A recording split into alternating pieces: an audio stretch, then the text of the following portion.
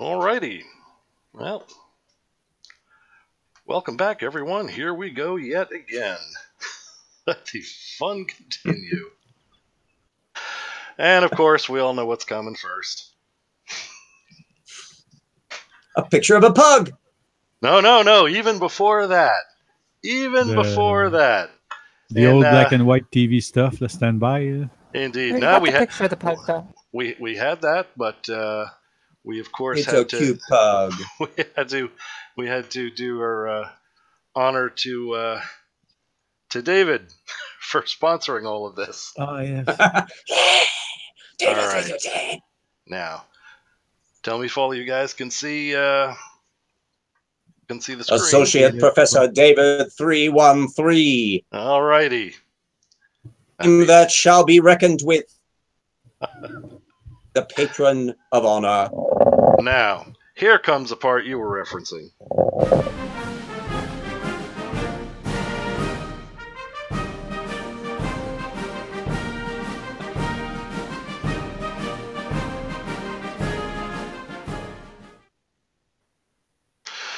All right.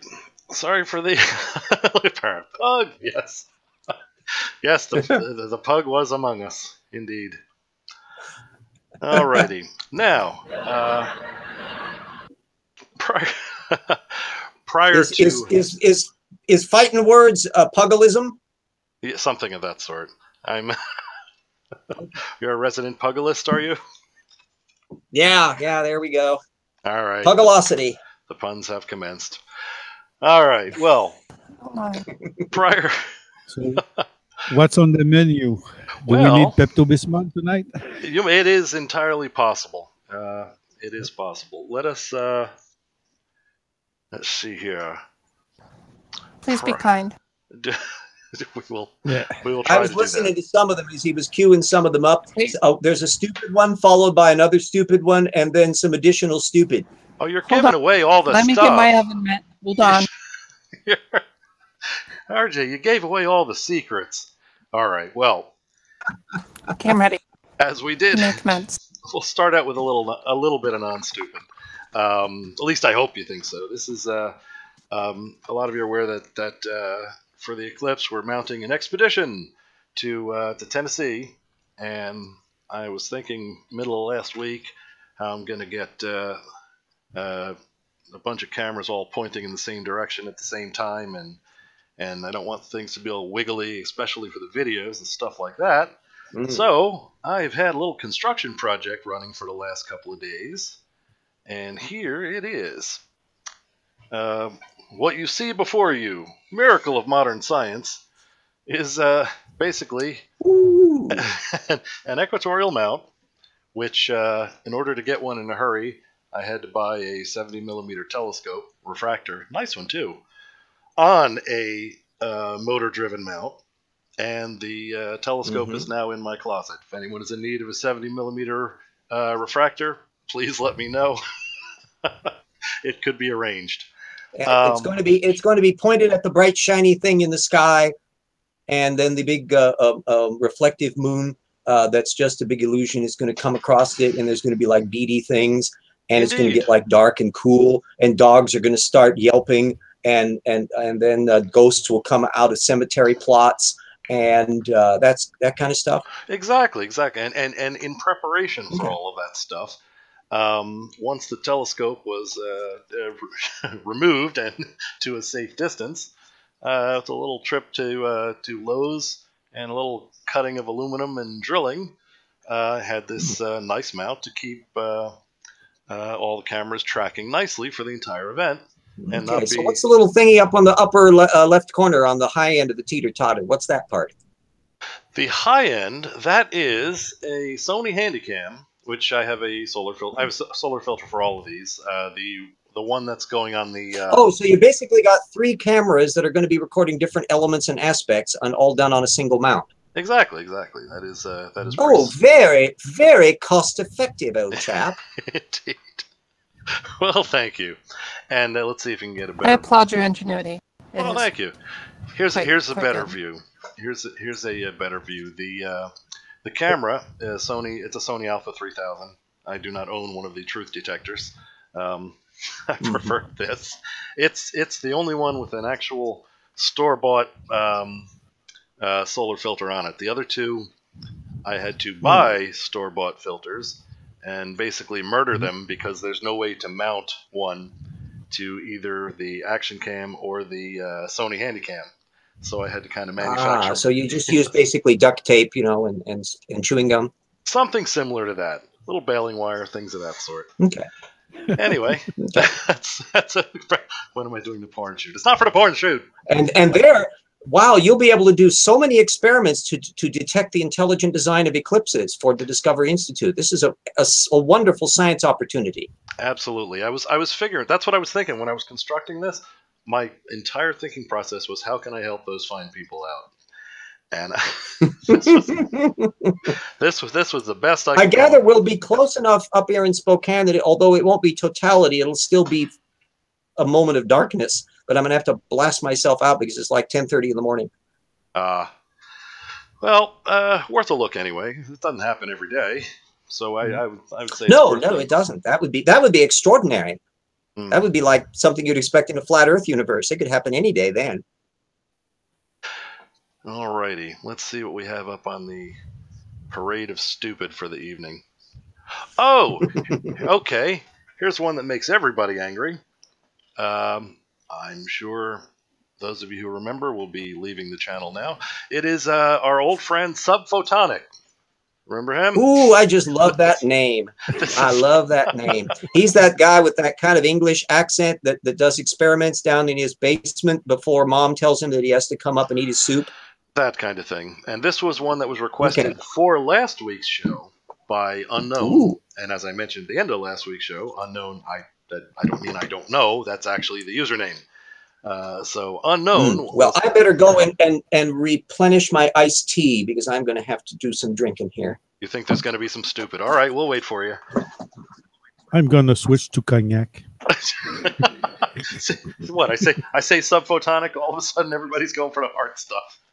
No, yeah, because the last time you play that guy, I fell asleep. It was the first time that I get asleep on your hangout. So see, that's an interesting reaction because most people find themselves either pounding dents into their desks with Subphotonic just from listening to them, or leaving the room entirely. That's a new thing. Yeah, but I'm used to listen to stupid. So, but that one, it was quite soporific. So, since you put it in the first. In the first video, probably I will not fell asleep. So all right, very good. Well, that's and you're right. You are definitely acclimated to this kind of thing. You torture yourself with a fair amount of stupidity on a regular basis for our education, and we thank you for that. Whoa! Education is too much word for our entertainment. All right. We'll use a Betsy DeVos term. It's edumacation.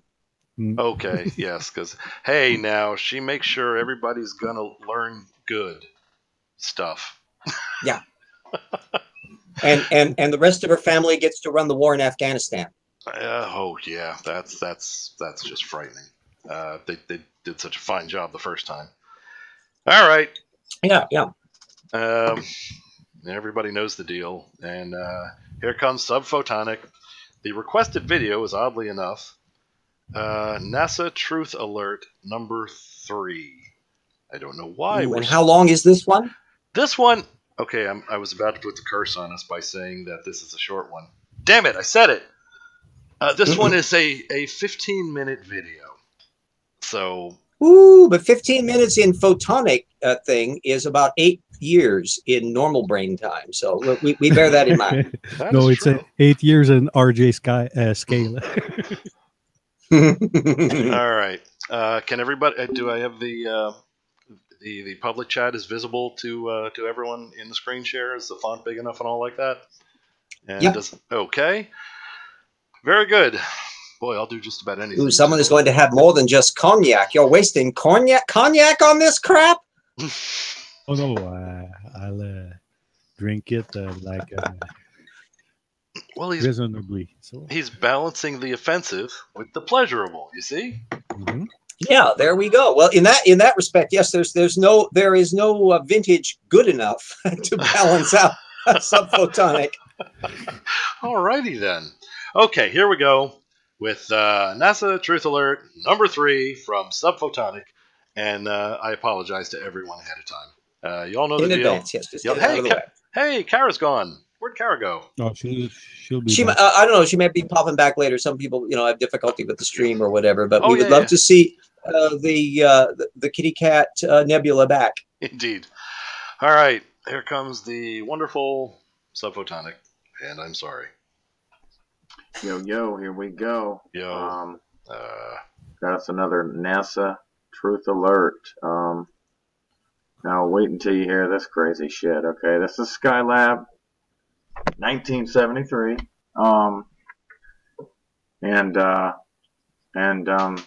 Here's a little model here. Looks like a piece of tinfoil, plastic. They used models back then. Okay, they didn't have this CGI yet, so they. Okay, no CGI. They use models. And how do you determine that? How do you determine that, Subphotonic? What evidence have you that this is a model? Okay, somebody should be yelling. It's cuz. Okay. I mean, he doesn't have to actually have evidence of it. It looks just like a model in a way that things that don't look like models look like models. All right. Oh, Fino seems very displeased with Subphotonic. Okay. All right. And if somebody wants to yell at me for not either that or just that the elbow hit the U key just accidentally by mistake. No, that's too organized to be unintentional. That's a definite. Anyway, all right. And if anybody wants to reprimand me for not yelling drink and just starting spouting anti-subphotonicisms. Well, isn't it nice to know that NASA was using such high quality models in those days? Indeed. All right. Oh, very, very good. But it's evident that it's a model. See the tea bag on the top of the Skylab station? Yeah, yes, exactly. And that little small flag on the side, if you look and you home in really close, you can see AMC on some of the parts. Oh, I would say Earl Grey. Earl Grey. Earl Grey Skylab. Ravel. Ravel right. on the little antennas, it's as a model builder, and if you look really close to some of the parts where they didn't actually clean the little plastic nibs off where it used to be attached to the little frame, I remember that from building my Star Trek models. So yeah, I can swallow that easily. Indeed. Enterprise. Where the hell did you get the correct paint for? If you built the Enterprise models, where did you get the correct paint to make it the right color? It was impossible. I didn't bother painting the damn thing. I just used the basic white. That was how old I am. I think I built my first Enterprise model right when the series came out. So this goes back a ways. That works. All right. Okay. Back to Subphotonic. Here we go. They use models, and then they put it behind a fucking screen like this, and there's no space debris anywhere. There should be space debris flying through this thing and killing everybody, according to the movie draft. Okay. Does drink? All right. Holy moly! Does this nincompoop have the foggiest idea how? Yes, lots and lots of space debris, but not really in the same orbit. And of course, this was in the 1970s. Therefore, you'd have to do a bit of that. That stuff that's space debris orbiting on the other side of the Earth obviously isn't going to be slamming into you. This, like this guy has done a survey and calculation of the likelihood of a piece of space debris being visible within the frame of this still photograph of the shot. Yeah. It's the same as the people saying, well, we see the ISS. Where's all these satellites? How come we can't see all these satellites? Same thing. It's, again, scale. They have no idea how. Space is not small. That's all right. Yeah, where's the debris? Here we go. You should never be able to go in orbit again once one of these things breaks up. It would be too dangerous. It would be ridiculous. Seriously. Here, there's no space debris, no satellites, no stars, no fucking quasars. No stars. What's satellites orbit in low Earth orbit? I mean, was he expecting to bump into a geosat at 25,000 miles when you're not at 25,000 miles? Does this guy figure that if you walk out into the Mojave Desert, you should be seeing the Empire State Building? Does he have no sense of scale? Look at Emma. They also don't show it running into Jupiter. Yeah, there we go. Right, exactly. Where the hell is Jupiter and Saturn? Where's the dog star? Where's M3 in the Magellanic Clouds? Look at all the stuff that's not in this frame. She's right. I don't see it running into Jupiter. I mean, it would just be unsafe to go into space. We better all stay home. Where's Marvin the Martian and K9? I mean, let's at least get them tossed in here too. Indeed. All right. Once again, a tragic misunderstanding of both scale and time.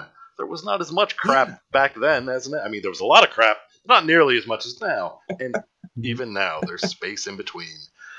Here we go. Quasars and black holes, that's for fucking sure. And nebulas and all that crazy. What is he saying that we should be saying? Is this not? This background is Earth, is it not? Is he saying that? Yeah. Is he saying that between Skylab and Earth, we should see like a black hole and a nebula? And a nebula. Yeah, the Crab Nebula, they were bumping into that all the time, They'd be launching those rockets and they'd be... I think actually he has been watching the old Warner Brothers cartoon where they fly to Jupiter and they're passing by star systems and galaxies and all of that. So I think he's getting his cosmology from Warner Brothers. Could very well be. Yeah, stars. Okay. There we go. Nonsense. Again, there's stardust and that stars are born and die. That's all bullshit. If there was stardust and gases, then it's not a fucking vacuum, you fucking idiots. Okay, so the Earth isn't spinning. He's quite aggressive. Oh yeah. Yeah. I always thought that you could have like a vacuum and then you could have like a star and there would be vacuum in between. That just because there are stars, that not everything in the universe would therefore not be vacuum. Does he think that stars comprise 100% of the universe and there's nothing in between them? Well, either that. I think so. I think the distance between the typical neuron of his brain actually has less density than the amount of mass in between us and the nearest star.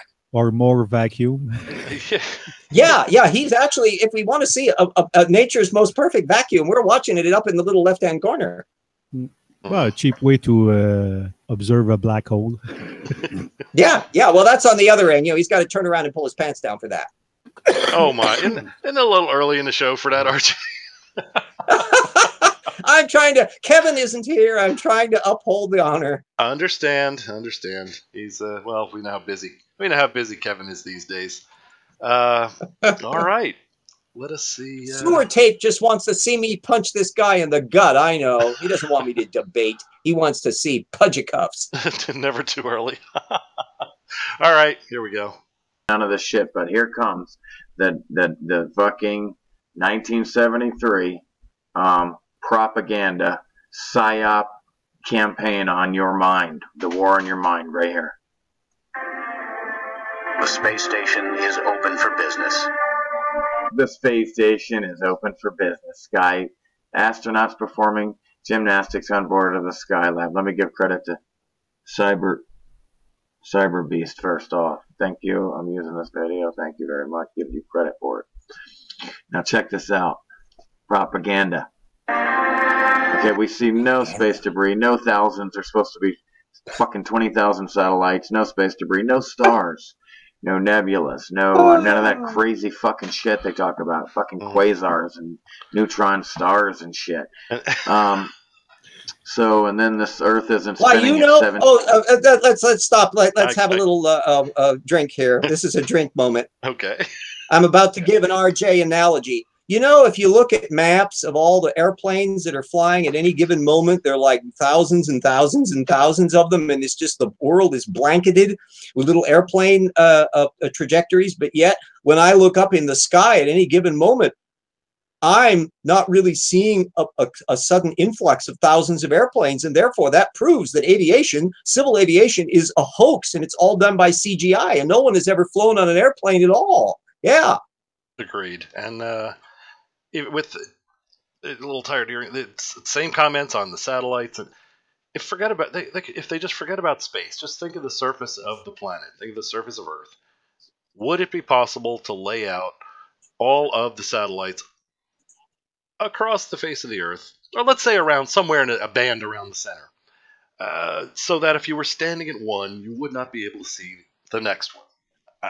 perhaps if they thought about it in simplistic terms like that, some understanding would come about. Yes, but you see, you have encountered the snag of our narrator. You see, the idea that he is ever going to be able to perform thought experiments, because of course he's going to be able to have to do think. Oh, right. And I do not think he has quite graduated to that level yet. Now, has he? That would be required for a thought experiment, wouldn't it? All right, you are quite correct. Yeah. There's that. If you didn't get that in the Amazon box, if you look really hard through the flow pack, Cara is back. Hello, Madam Cat Nebula. Yay. We hoped you would return. You have just missed a few moments of cranial blockage of the rectum from our Mr. NASA nincompoop. Indeed. I'm sure it wasn't much. No. Oh no, it was pretty good. He was announcing why he was expecting to see an absolute thicket of nebula, black holes, satellites. I think he expects to see Mount Everest and Marilyn Monroe all in the same shot in order to see this. And because he does not see this thicket of stuff, he therefore concludes that it's obviously a profanity-laden diatribe against NASA. He apparently thinks that the F word gives him imprimatur. Yeah, it's the typical I don't understand scale argument. Yep, exactly. Yeah, we have determined, however, that Cytronic is one of the closest simulations of a natural vacuum on the Earth. Indeed. All right, let us let the foolishness continue. 17,000 miles an hour. I don't give a fuck how big it is. It's got to spin at a decent fucking rate at that speed. That's let's see, the railgun, the electromagnetic railgun. Excuse me, it's 5,600 miles an hour. That's a bullet, by the way. Okay. The railgun shoots a bullet 100 miles straight, proving no curvature. So what happens is let it go. Imagine that speed. Faster than a speeding bullet, 5,600 miles an hour. These motherfuckers are doing almost 3 times that. Okay? Just a little drink. Okay. The railgun it's not a bullet that it shoot is a aluminum cartridge. Mm-hmm. So it's not technically a bullet. Indeed, we should send him a little email. My Dixieland wreck went more elegant. Not a bullet, it is a sabot projectile. Okay. Oh, bravo. All right. We're getting far too highfalutin for this nincompoop, because I remember he's operating down in the FU level. Does he expect this thing to be like doing spinny spins, like cartwheels at an amusement park or something? You know, I mean, I'm not entirely clear. He knows what he means by the spinny thing. It's the same thing that we hear from the views from the ISS. Why isn't the planet spinning? Why don't we see the planet spinning? Where if you space it out a bit, you do. But he's expecting to see it spin. Oh, 1,000 miles an hour. That should be fast. Yeah, but you got quite a few thousands to go. And, yeah, because it's like a really big place it's moving over. Indeed. And of course, how come the clouds haven't changed? Well, they have, just to a small degree. How fast do you think they're changing? Exactly. And these are not the little poofy clouds. That confirms the idea. He's getting his physics from watching Star Trek episodes where he thinks that the stars are supposed to be moving really, really fast in the view screen. Well, plus when they were orbiting planets, we really saw those planets spin back then. So yeah, and so that there it is, real, you know, as opposed to the CGI that NASA uses. Indeed. All right, here's some more. About that, 18,000 miles an hour. So I mean, 3 times faster than a speeding bullet. This railgun. I mean, give me a fucking break. All right, here comes the propaganda. Here comes the psyop, the war in your mind, your fucking consciousness. A mind is a terrible thing to waste, except for him, it's already been wasted so long ago. All right. Let's hear the psyop here. Is home to 3 crews. See all that load of shit, all this crazy shit? Oh, they broke a record up there. They're not anywhere. All these crews and shit. This is a fucking psyop. New records for astronauts living. Ready? Look at this. This has to be real. Look. Fly from one side to the other. We had directed. What's going on with the goddamn video here now? Okay. Now listen to this psyop dick idiot right here. This guy has been hypnotized.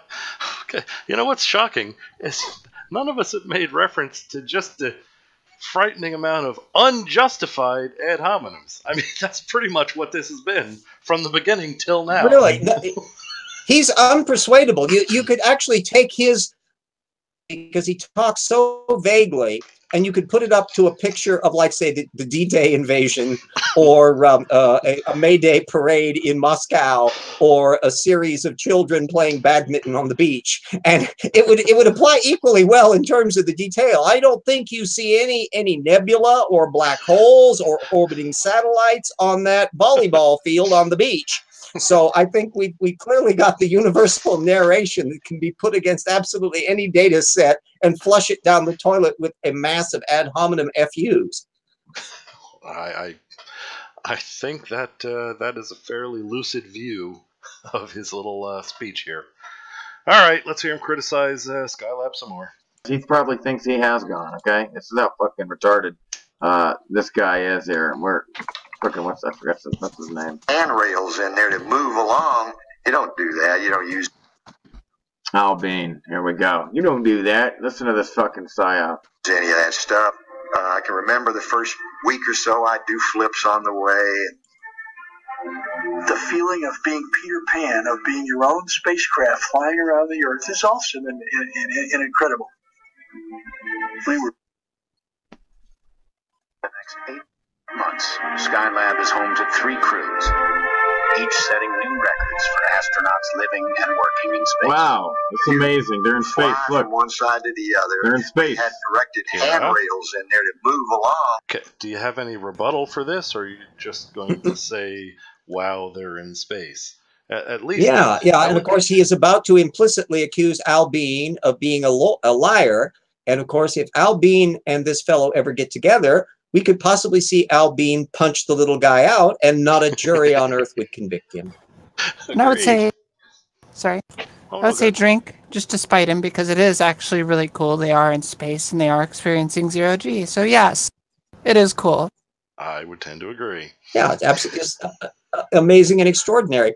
And the other possibility is that we would actually take this clever little fellow and shoot him up to the International Space Station and have him float around for a few hours and look out the window as long as he wanted, and then tell him, if you want to go to the airlock and open it up under the impression that you're in a special effect, so we'll be happy to throw you out.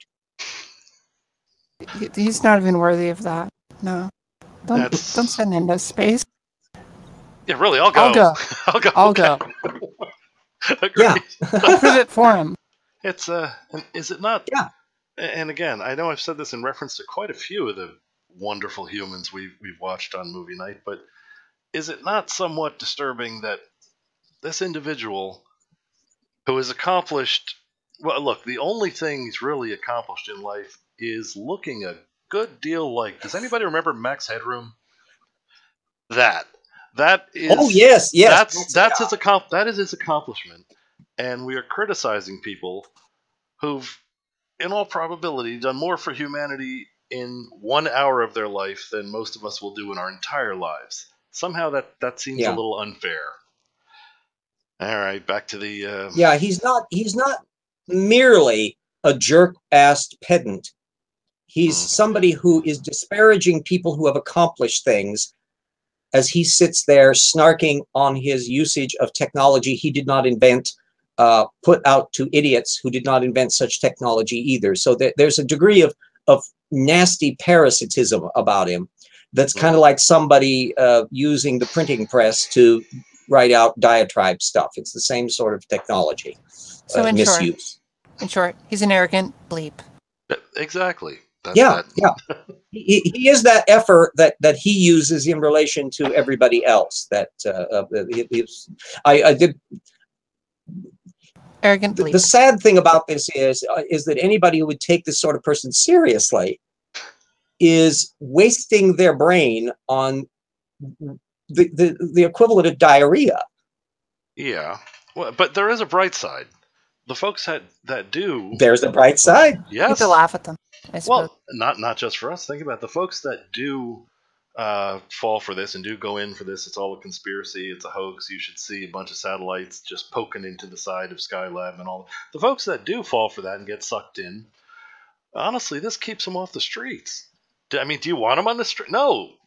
No, we do not want running them around with scissors and accidentally assaulting people with stupidity. Yeah, I suppose that maybe if they stay in their room with their little eyeballs glued to this, and occasionally come out once in a while to eat soup and wither away. Maybe even they can have the little matrix thing plugged right back into their heads so that they can gradually be turned into batteries and be fueled by this. Yeah, there could be a positive benefit to it. Yeah, sure. Yeah, there's a plus. A lot of people not on the streets that we really wouldn't want on the streets. All right, here we go. You don't do that. You don't use any of that stuff. I can remember the first. They have to be in space here. Look, it's anti-gravity. See? Okay. Look at this. It's amazing. So I do flips on. Wait a minute. Very amazing. Oh, I'm sorry, Cara. You were. Go ahead. Nope, that was all. It is very amazing. It is. It's and especially considering the space is no picnic now, but it was a lot more dangerous then than now. As I recall, wasn't Skylab running on half as much power as it was originally designed to be? It was a cobbled together thing, as I recall. Yeah. It was the interior shell of like a rocket canister, and so that was determining the diameter of it all, and it was kind of a jury-rig thing where they were trying to figure out stuff. That curve, of course, that we're seeing was an attempt to try to figure out whether you could do just by running around it to create kind of an exercise mode and all that, which was very, very difficult to do. We've never been able to do a proper centrifuge thing in typical space stations, which was what we've been aiming for in a lot of science fiction movies. But yeah, I love, you'll notice that he doesn't really try to explain how we're seeing what we're seeing. Is he claiming that it's like an optical process shot? But as we all know from how difficult it is to simulate zero-G in an actual film, unless you use an optical shot, which at the 1970s would have been not digital, and you can tell matte lines and all the kinds of stuff. No, this is twaddle to try to intimate that it's fraudulent, and he doesn't even come up with an explanation for it, does he? Well, no, but I guess he's assuming we already know the explanations. For example, you mentioned that curved area, I think, RJ? Fisheye lens. oh, there we go. Yeah. There is no curve. He doesn't notice that because he has the fisheye brain inside his own head. Yes, there is no curve. They're using a fisheye lens. All right. Yeah. This is that we're seeing the curvaison seen through the special lens. Yeah, there we go. Yes. You know, in addition to the cobbled together nature of the station itself, I believe there was a whole nother panel looking a lot like the one that's commonly visible that got damaged during separation. Does anybody else remember that? I mean, this was a long time ago. It's been a long time ago. Yeah, it was in the 1970s. It was our one little attempt at things. So, in fact, we were kind of outclassed because the Russians then started putting up their Mir station, or Minip, if you read it in just the English language version, which means Mir, the peace. And it was a marvelous technical accomplishment. Mir is a Russian word for a friend. If I'm correct. No, I thought it meant peace. Perhaps, but it also means friends. The letters in Cyrillic look like what we would see as MNP. So I always like to just joke it's Minip. See, Russia, back in those days, Skylab was competing with the Salyut station. Yeah. And we were still in the Nixon era. There was still a Soviet Union. There were still dial telephones, and it was an ancient time. Indeed, the good. Oh, are those the good old days? Is that make America great again? Is that what we're trying to get back to? Yeah. Those were the wonderful times when we used to have inflation, and we hadn't yet figured out that antibiotics might have a kick to them, and all the wonderful things that we didn't know. And little Donald Trump was still a young person. I see. All right. Well, I guess we put it off as long as possible. Time to hit play. The way flips and the feeling of being Peter Pan, of being your own spacecraft flying around the Earth is awesome and incredible. Look at this. It's anti-gravity. Look. We're zipping around there as if it's not anti-gravity. What? You numbskull, there is no such thing as anti-gravity. It's not like anti-macassars or anti-pasto, you numbskull. It's free fall. They are all moving at 18,000 miles an hour. And because of that, they are in a that is referred to clumsily as anti-gravity or non-gravity or zero-G. But of course, because that would involve you having to understand physics and all of that other stuff in the sciences, you are completely clueless on this front. So yeah, they're running an anti-gravity field off of their Clydon generator. It seems like he's trying to do the Russian vids rebuttal, where you state what is right. You state what is right in front of you on the screen in sort of a sarcastic tone, and then say, "Can you believe this?" or "Look at how fake that is." But he's even botching the Russian vids refute. He's not doing the second part. Yeah, he's an amateur clumsy Russian vids guy. Yeah, he has low expectations and fails to meet them. So it would seem, and you would think the Russian vids refutation is relatively easy to follow, and he's just not doing it. All right, there we go. Been other than weightless. How do you debunk this? I mean, it's got to be real. Look. I mean, you look at the no harnesses. It's got to be real. It's not a plane. It's too big for a plane, right? No harnesses. Okay, so... No harnesses. Okay. This has to be real. You're repeating yourself. Yeah. Look how well I can deny this evidence. Well, I'm waiting. He's just repeating himself. Any refutation. Just say that's fake. Even that would be an acceptable refutation. But you're just saying what we're watching. There's no need to listen to this. Flying through space thousands of miles an hour, we don't fly off. Look. How do you debunk this? Try. Thank you.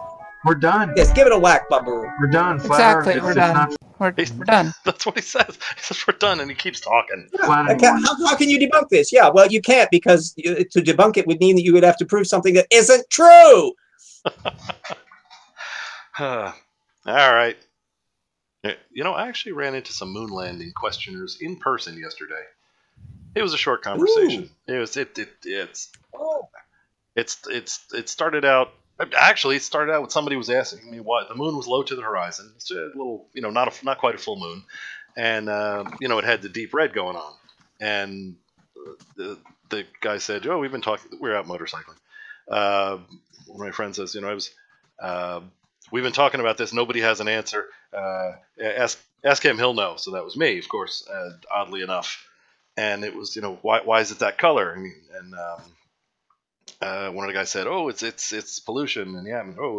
Anyway. So I just went through a brief discussion of refraction and things of that sort, and then that conversation just seemed to naturally lead into, "So, do you guys really think we landed on the moon?" And I was half stood up. I was about to just go for a nice motorcycle ride and try and forget that I heard an actual human ask that question. Somebody that we've been motorcycling with for like years, and just now I got to hear this. You discover that your motorcycling buddy has managed well, and this shows you something important, that it's perfectly feasible for somebody to be able to function completely normally as a motorcyclist while suffering from cranial blockage of the rectum. It's amazing. Indeed, and I wouldn't classify any of them as non-intelligent or stupid people or something like that. It's just they don't have the information, and the first piece of information, if it's not refuted, they'll accept that until they hear something else. But I was a little surprised to hear that conversation come up, and of course it's no longer an issue. I mentioned the reflectors. Either we put them there, or it was ET, and there's no ET, so it was us. All right, there we go. I don't know why I launched into that. Now, for some reason, it might not be now. Just see, how do you debunk this? I mean, look at this. It's amazing. This is in space. Yes, it is amazing. It is pretty amazing. Why aren't you amazed by it, you nincompoop? It's amazing. Back then, we got a hunk of metal that big into space, still sealed and able to contain an atmosphere. Yeah, I'd have to say that is amazing. Yeah. It must be on a you notice how he dangled that statement about the fact that it was moving thousands of miles an hour and how preposterous that sounded? And so where does he think it would be going? It's going to fly off into space, so clearly the idea of orbits are something that he has not been able to achieve while also not understanding the anti-gravity thing. Yeah, he seems to doubt both. He did mention actually flying off after he mentioned the speed. And would it be easier just to make a short list of things he actually understands? Would that even require a Post-it note? I think we're done with that list. Yeah, there we go. Yeah, it's a really easy thing. You can just put up nothing. He doesn't understand a damn thing. No waste of ink on that one. We didn't screen this. This was a request. We didn't screen this one first. I'm hoping he's going to say something that will allow us to actually refute in some way and demonstrate why it's not true or not accurate. There's been kind of a gossamer fog of like, how do I refute this? This is just bullshit. What is this? Oh yeah, it's just bull. Yeah, it is kind of a vague fog bank of disinterested bile. Yeah, there's nothing to really dispute. Not real. Well, fortunately, it's not. I tend to agree with him actually. Yes, everything. Sub-Zero says truth that have, which I think probably sums up this whole case.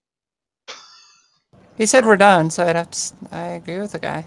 Well, he hasn't said anything new yet. Yeah, that's we're done. But maybe, what if it's the Jeranism? Yeah, he's. What if it's the Jeranism? That he piles all of his wisdom in like the last minute after he said he was going to be over, and then there's another 20 minutes? Maybe. Let's see what's happening.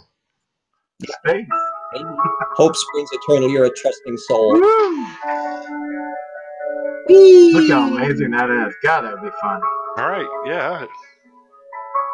Yeah, that would be. He's like a cat watching the laser pointer now. Wow. Look how big that is in there.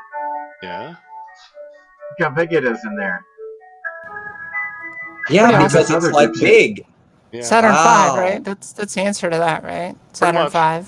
Pretty much. Pretty awesome. Yeah, actually, I'm not sure what the center core of it was. I can't remember. There was one of the ones from the Gemini rockets. Yeah, it's one of the but somebody can check that out. Ridiculous rockets that came from the from going to the moon. It provided this kind of technology. They were pretending to go to the moon all of those years that I was growing up watching all of that happening. But of course, I didn't actually live there. He, of course, has the advantage of sitting in his den there and flushing the history of the world down the drain. But I seem to vaguely recall all of this in actual reality. You're just falling victim to the indoctrination. Yeah, I was obviously fabulously brainwashed at the time. That obviously, little did I know that I was watching CGI before there were even C's and G's and I's. I was watching just the I part. That's all they had in the 1970s. Really good animators from Disney used to do it. Okay. The stuff was done by knitting. Specially trained chimpanzees did all this with knitting needles, and that they would do it and then they would put it up really, really fast, you see, and so the blur, that's why there's a little bit of a blur to the motion. So it's an amazing piece of technology using... They were cutting pictures out of magazines and doing collages, and it made very good CGI. There's several techniques that were used in there. And of course, you have to remember whiteout. That was used an awful lot. All right. And Scotch tape. Hey, look, things worked out pretty well for the two ladies that discovered fairies out by the little river, right? Yes. For those of you who are really old and can remember the 1920s, yes, Arthur Conan Doyle, the inventor of Sherlock Holmes, suffered from cranial blockage of the rectum when he thought that the little fairy folk pictures that he saw in 1920s were actually real. Oh my! Hold your head up. Moving on. Yeah. It took me a while. Here we go. You can do it too. Right? Just notice. I want you to notice something. Yeah. Hold on. Shit. Okay, I want you to notice something here. Yeah. Okay. Right now. Was anybody else expecting to hear a 300 baud modem dial when he got that? Shoot! Exactly. Now, I just want you to notice the circle, okay? God damn. Okay. Looks like an oval to me. I want you to notice the circle, okay? Okay. I want you to notice what circle. You keep pointing at stuff. What circle? Can't you leave your goddamn little yellow thing in one He's place? What following the the hell, circle. circle? RJ is following the circle. All right, what? Circling it. Wait, he's going to say Here we something. go. Here we go. What? What are you doing? You're playing your own video? What the hell? Okay. What did he just do? Now this is Oh, a it's the frog. fisheye thing.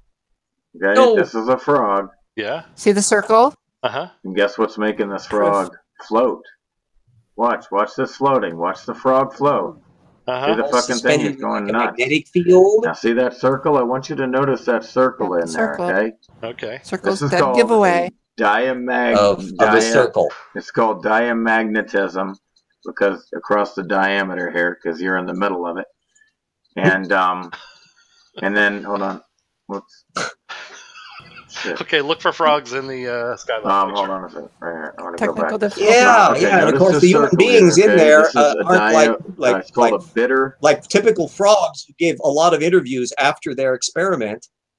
Absolutely, and they'll claim it was real. So, okay. Yeah. Now, okay. Well, so, the frogs have got a very powerful union, so this is understandable for them. No, it's So- all about this circle. Look at this circle. That's the evidence. yes, that is the Yeah, evidence, it's the and circle. magnets. Don't forget Yeah. magnets. He Technical mentioned difficulties, though. He's having difficulty finding the other video now. indeed, and he said Mhm. magnets, and as we know, nobody knows how magnets work, so he may have an argument here. Electromagnet, Yeah. a bitter solenoid.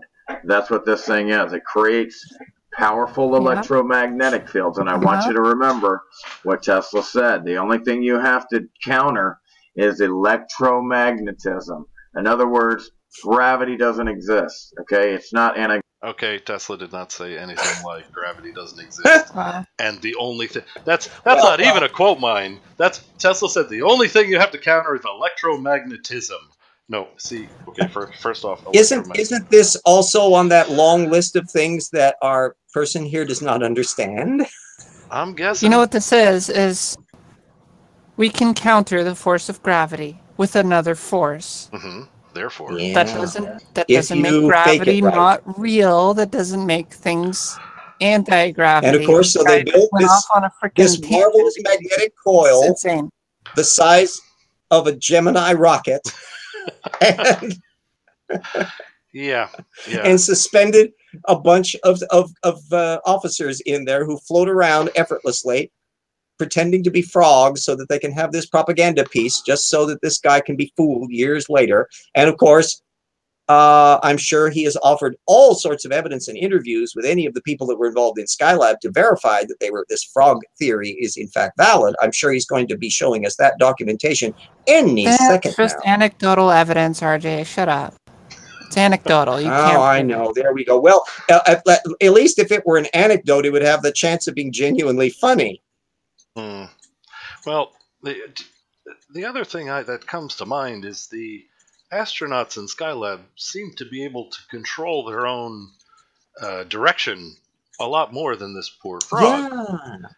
Yeah, and they can also communicate in languages and all of that too. It's rather unusual that they have seemingly more activity than the typical frog, although I'm not sure that our little insect guy is getting too much past the amphibian level himself. That's true. All right. Well, so I think I would bet we've accurately predicted where he's going with this. It's all done with magnets. Okay, here we go. Gravity. It's anti-electromagnetism, or whatever you want to call it. Electromagnetism. Well, yeah, let's call it perpendicular fluff balls. Yeah, let's not call it electromagnetism. Let's call it spunky flobble. Let's use some other words that you don't understand. Hell, let's just run off the muck. Dense force and You know, if you buoyant force. Piece of metal in this thing, it would just like stick to the side immediately. It's polarity. They have a duality. Okay, gravity doesn't. It's retarded. Okay, yeah, that's the problem. Forget about this. Gravity isn't real because he's just retarded, man. You know that unless you're going to have like an affirmative action program for gravity, you just got to go with electromagnetism or something else that I don't know the name of, because that clearly can explain it. Because I got this picture of this frog. This is wonderful cutting edge science, Sci. This is really one of the great tear-filling moments of my life. Indeed. Well, electro-retardism. Well, yeah. Okay. Yeah, gravity is just so retarded. I think I think sewer tapes is about as baffled as we are. I'm convinced. Earth is fake, or whatever this video is about. Whatever this video is about, yeah. Indeed. All right. Okay. The only sign of progress on this video is he went from the left corner to the right corner. So if he progresses all the way around, at least there will be some progress in the video. Ah, look at that. Progress. All right. Here we go. And buoyant force, okay, created by electromagnetism. And this is called diamagnetism, when you create these fields that counter the electromagnetism, and the fucking frog can now float. What it does is it cancels out dense But the damn force frog is not fornicating. Now use proper nomenclature. of electromagnetism. Now watch.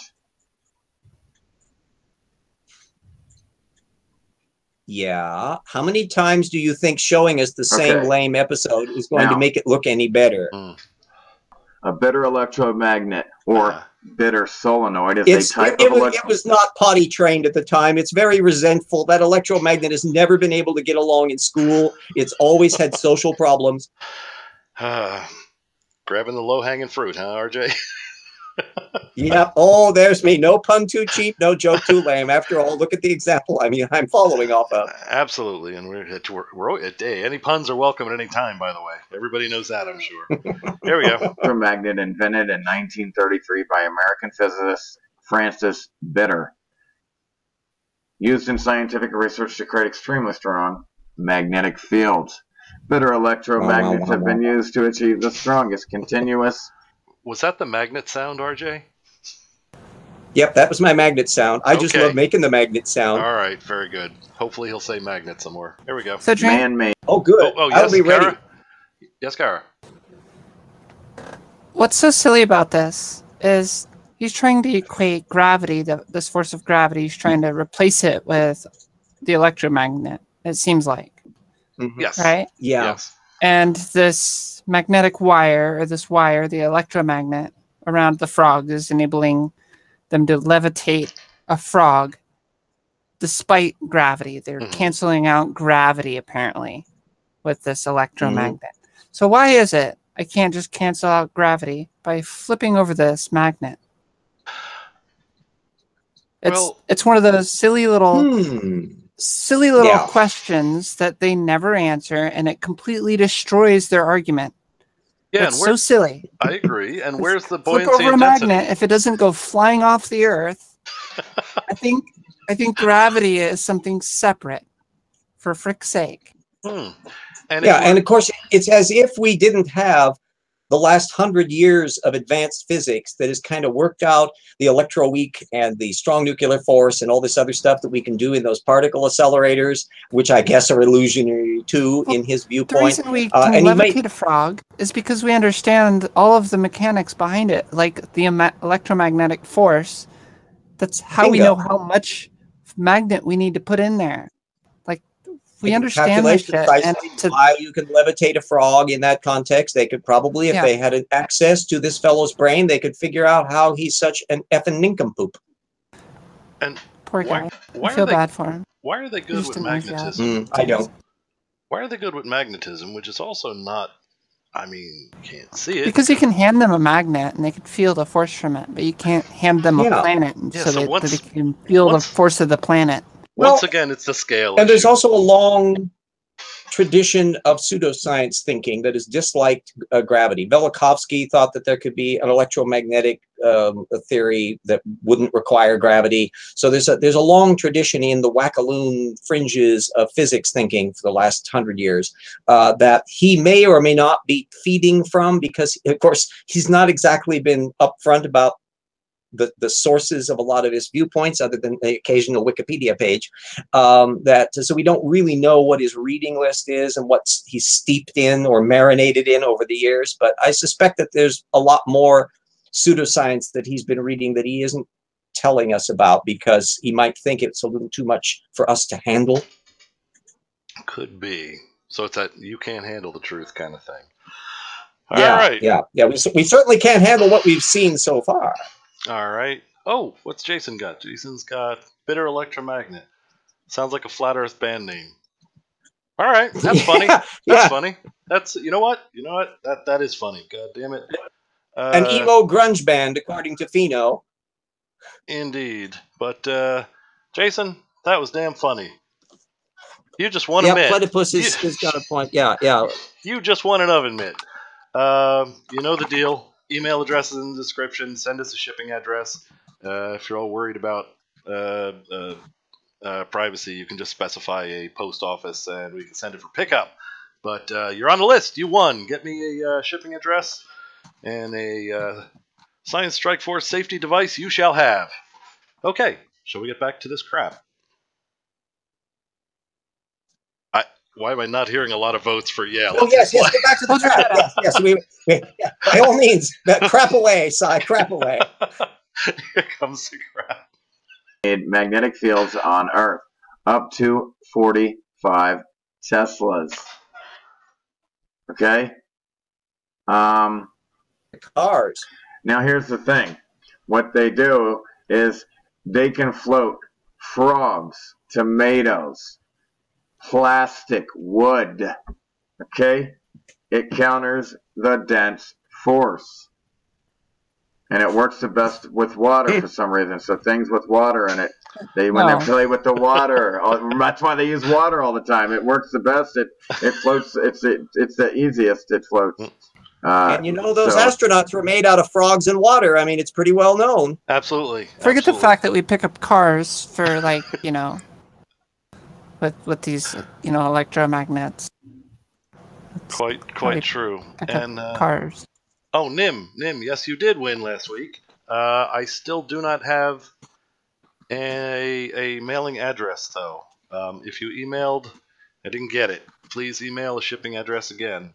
And if anyone did not receive, please send. It doesn't hurt to send your address again, even if it's already in shipment. I just sent out 3. Yeah, Nim, yes, you did win. You are on the list. Let's see.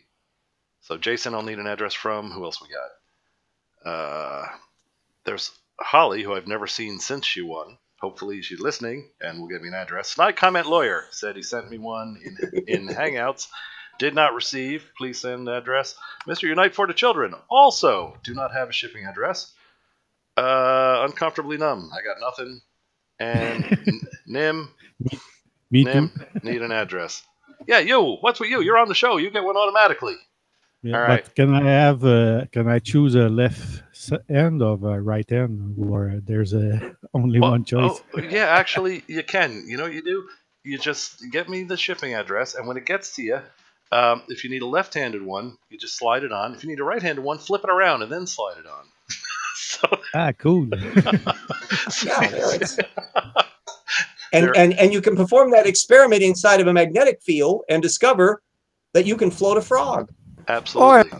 Or you can learn to grab things with your other hand.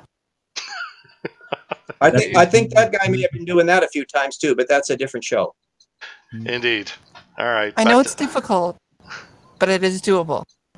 I've done it. He does it in a magnetic field too. All right. There we go. And all you have to do is supersize this, and I'm going to show you what they get. I'm going to debunk that video and tear him a new a-hole. Okay, so let's... a new a-hole. Yeah, okay. Supersize. See this right here? This is 45. This is a hybrid magnet system, okay? This is a bitter solenoid that they built. The most powerful electromagnet in the world with 45 Teslas. That's just a measure of a magnetic field. They've done them up to 60 now, I think. We don't know. Anyway, it's a higher bitter superconducting magnet. It's a 45 Tesla hybrid bitter superconducting magnet at the U.S. National High Magnetic Field Laboratory, Tallahassee, Florida. In the Panhandle. Okay, thank you. Now, what about it? And did he find the room where they were levitating the astronauts above the magnet? Maybe he'll tell us. So, All you have go to in do there. is Is that like finding the edge of the world for the flat earthers? It's something that they can never quite get to get a selfie. Yeah, it's one of those Where's Waldo things, I guess. supersize this thing that's floating the frog, that's floating the tomato, that's floating the water, everything else, and it's case closed. It's easy peasy. Case closed. Fucking Yeah. easy. Yeah. Case closed. Easy. It's just case closed, man. Yeah. Pretty much. And this is it right here. There Ooh, it we is. got a How they do birthday it. cake It's in there across now. this Wow, diameter. yeah. Well, now that he's figured out how to levitate birthday cakes, then that is basically that's the end game. You know, what if he was going to stick with a cupcake? You know, we might have been able to rationalize that away. But if you can get a whole cake in there, or maybe even a deep dish pizza, then you have really solved this mystery, and NASA is just toast. You know, I hate to say this, but I'm sort of going with what we're looking at now on the screen, but I've got this suspicion this may not actually be a real cake in a magnetic field. This might actually be a clever This reproduction. is like a CGI? Exactly. No, it looks so realistic. I mean, I was completely fooled. Yeah, I suspect someone might be pulling a fast one, and this may not, in fact, be a real cake. This might be CGI. Oh, say it ain't so, Cy. Yeah. I tell you, I am weeping with despair now. It is disturbing, I know. But all right, so we got the levitating cake Yeah. and All my heroes are dashed. CGI cake, I like it. Here. Yes, yeah, with little magnets inside. Yes. Little magnets inside. I always put magnets in my cakes. Normally, it's like knives because I'm sending them to the penitentiary. But if you want to send them to NASA, you got to put little magnets in instead. Indeed. Oh, geez, look up. I missed that one. Sub caught it way before. The cake is a lie.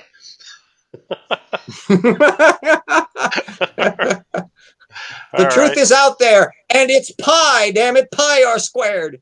All right. Here we go. Have a circle. That's the circumference when you go around like that, and in the middle, all the way across, that's called the diameter. Di means across, so it's diamagnetism because these things, the frog or the Medusas, the fake NASA Freemason astronauts, are the big frogs. Okay, and they float across the diameter. What's the diameter here? The Medusa astronauts. Wow. Yeah. What are you on, guy? Is somebody pumping nitrous oxide into that poor guy's chamber in there? Is he getting excess radon or something? Is he sitting over an old radioactive granite deposit or something? This is really a serious mental condition. It's possible. All right. Cause the material to be removed from the magnet. But it looks so real. For example, if you hang a wooden toothpick in a magnetic field, the ends will repel the field and it'll end up aligning across the field. Yeah, they all align across the diameter, and that's that's why it's called diamagnetism. It's a convenient way to remember the name of this kind of magnetism, diamagnetism, since Uh-oh. Oh, we've got connections with Princess Diana. Yes, yeah. I can see where we have whole opening elements of conspiracy here that even our frog fiend has not discovered. That's I do like that. That's why Diana didn't get along with Queen Elizabeth. She was just cross. It's exactly. You see, one thing leads to another. Once you open up that door of connecting things that don't have any connection at all, it's amazing what connections you can see. All right, everybody saw what was that? My Dixie wrecked, I think. Yeah. Just writing it down. All right, winner. My Dixie wrecked. Good for the Princess Diana being cross thing. That one I was amused. Which, yeah, winner. Gonna need a shipping address. You know the deal. Okay, here we go. It's across, like the diameter of a circle. Diameter measured across a circle. Diamagnetic materials will repel a magnet, and a diamagnetic... So these astronauts...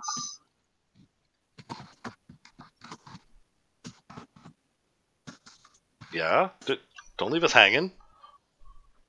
Okay, I got a video on this already that I'll put down in eyeball there for a minute.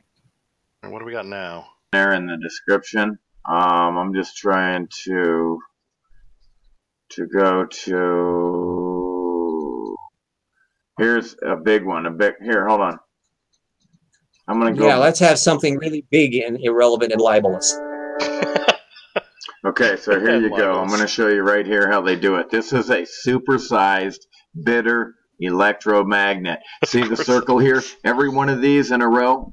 1, 2, 3, 4. Those are 5. They actually go all the way around. decent-sized batteries, and that's a really tiny astronaut.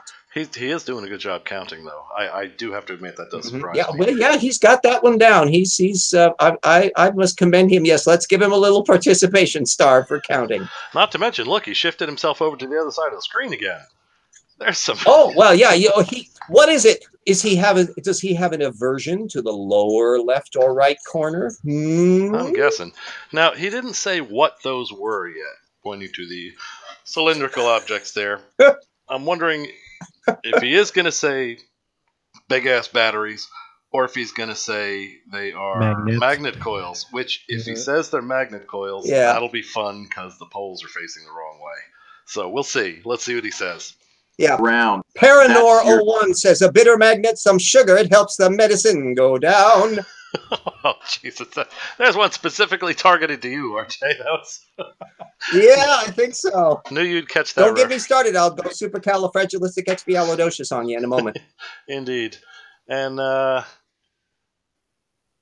Parrot, wait a minute. Did he already get a mitt? Parrot, did you already win? Let me check the list. Let me check the list. That's good. That was a good one. That counts. I got to get some more iced tea here. My throat is getting dry because I'm all frogged out because of the magnetic fields in my room here. Little does he know that I'm countering the force of gravity with my Megatronic, because I don't like the force of gravity because I want to feel lightheaded all the time. You see, I know the truth. Parrot, no, Parrot, you were well. If that's the case, you amused us there. That's a win. You know the deal. Email address is in the description. Give me a shipping address. You're winner. Winner. We have another winner. It's 3 so far. 3. All right. Let me write them down here.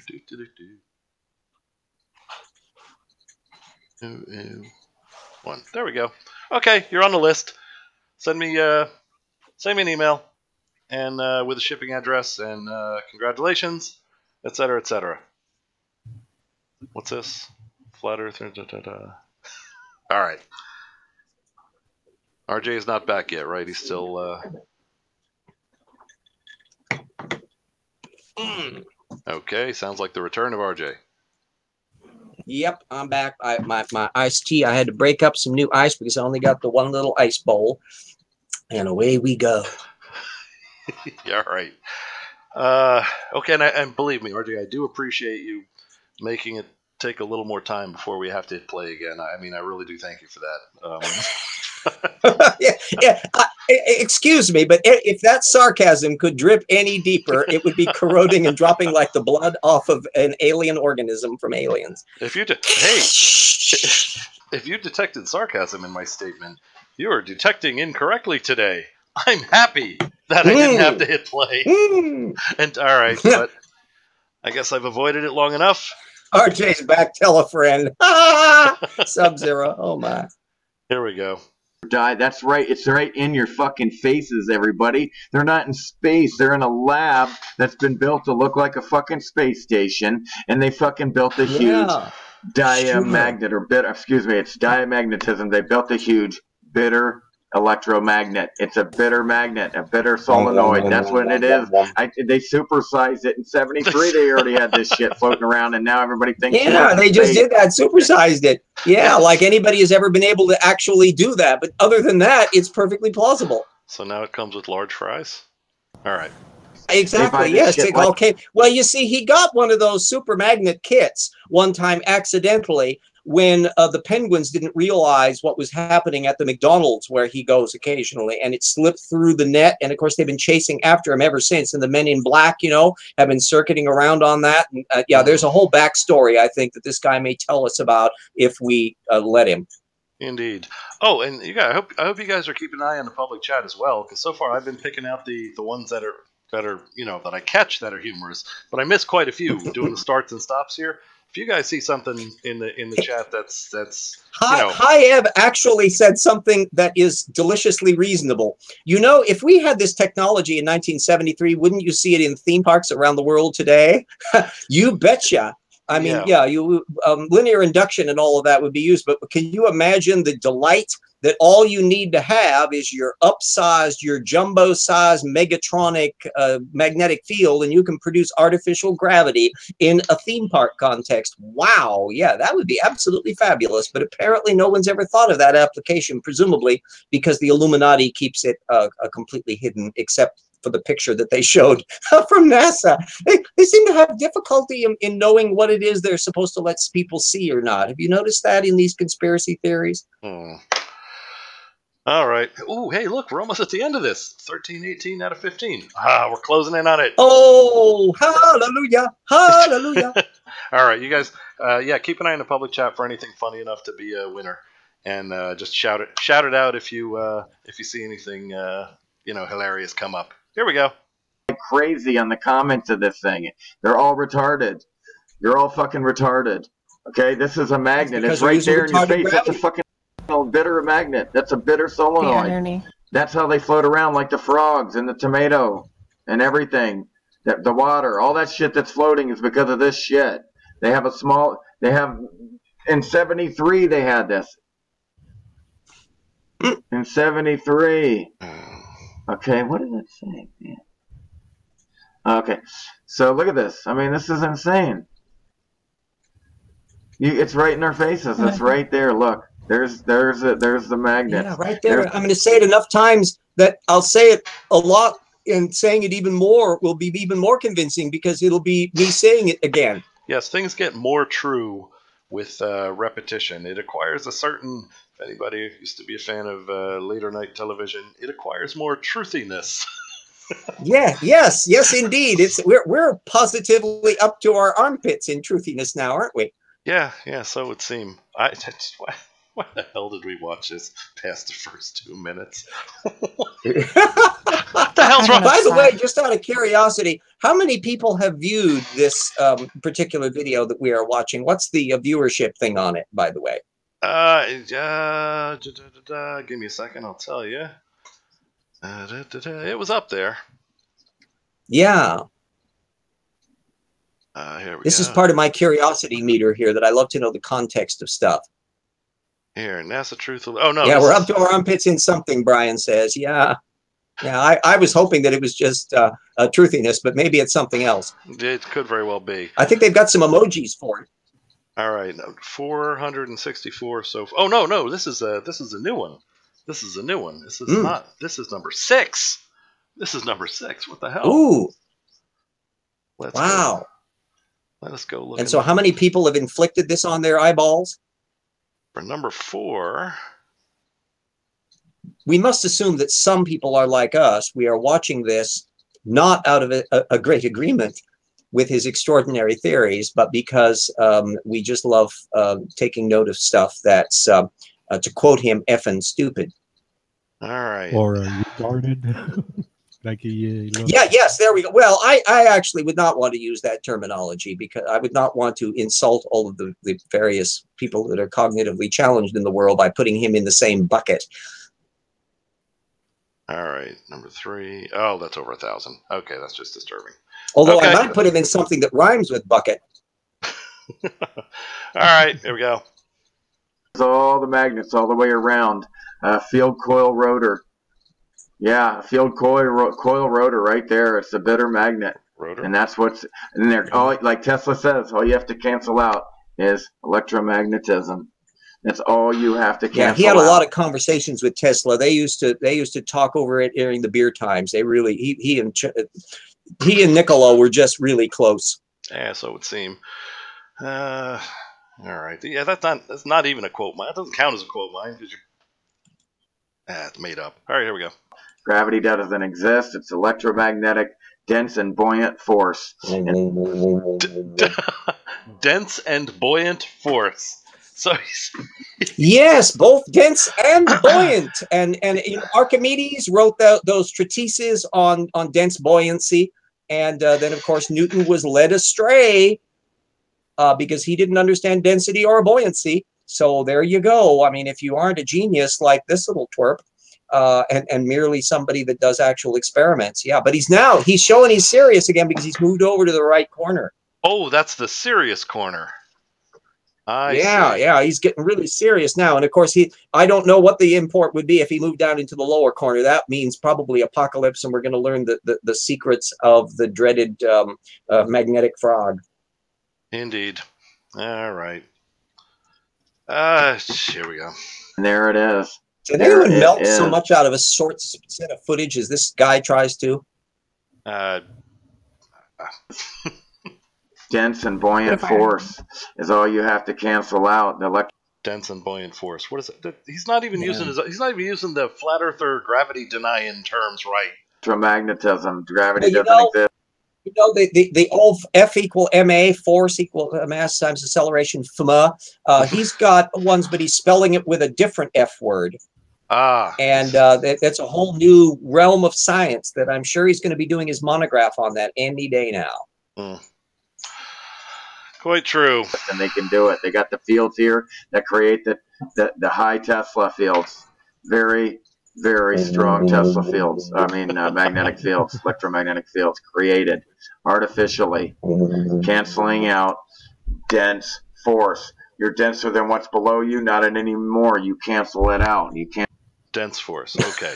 So you know what? What he's doing, I think what he's doing is actually admitting the existence of gravity. He's just calling it dense force, which is nothing. No other. Yeah. I've not heard that term from any flat earther, gravity denying, space denying, moon hoaxer ever. But what he described. Well, like Eugene, he has a whole new concept that will revolutionize the sciences as soon as he can figure out how to string nouns, verbs, and direct objects together coherently. Yes, but his description there, it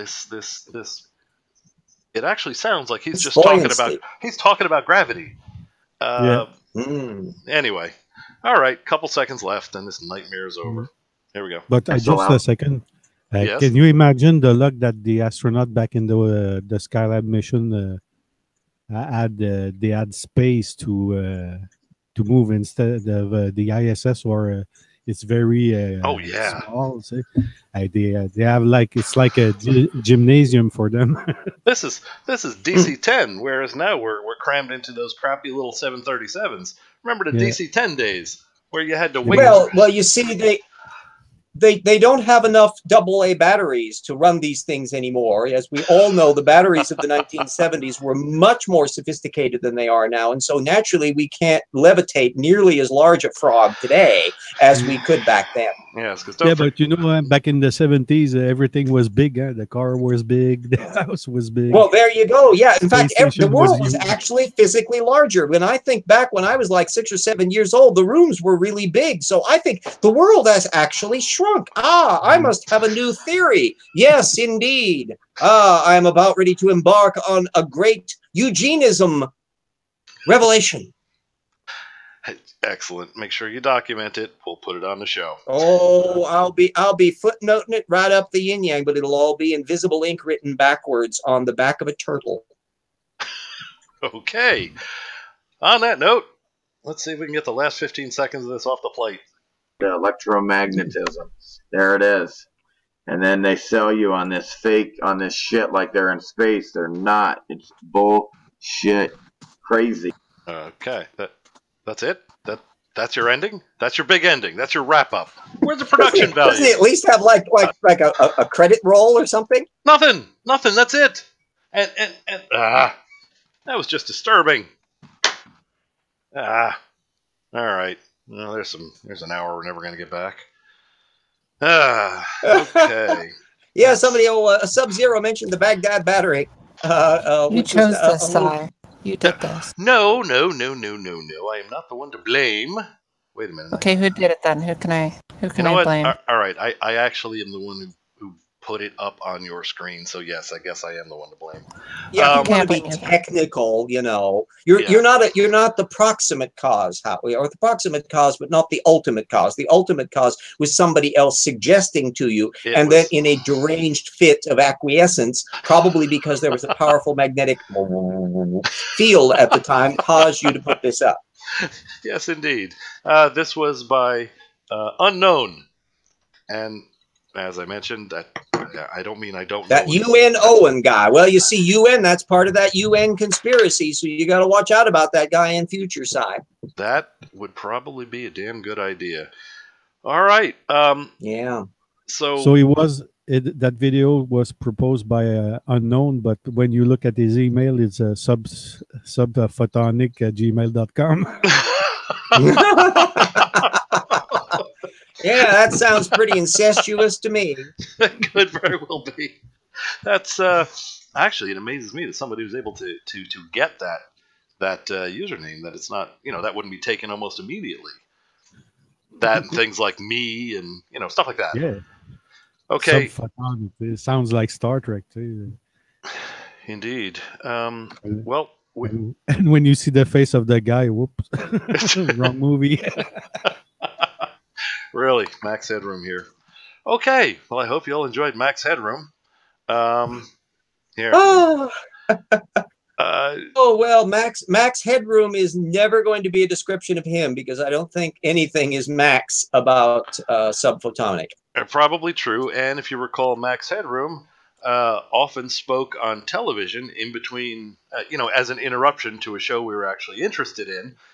Used to speak greatly at length about Coca-Cola, which is real. So this guy could not have anything in common with Max Headroom because I know Coca-Cola is real. At least then you could teach the world to sing in perfect harmony.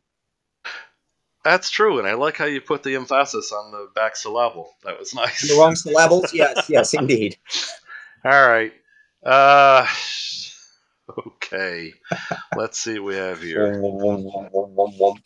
Oh, the magnets are still going. All right. Yeah, well, I got some frogs here that I haven't quite got rid of yet, 10 so seconds. I Come got to on. keep them floating. Please. What? 10.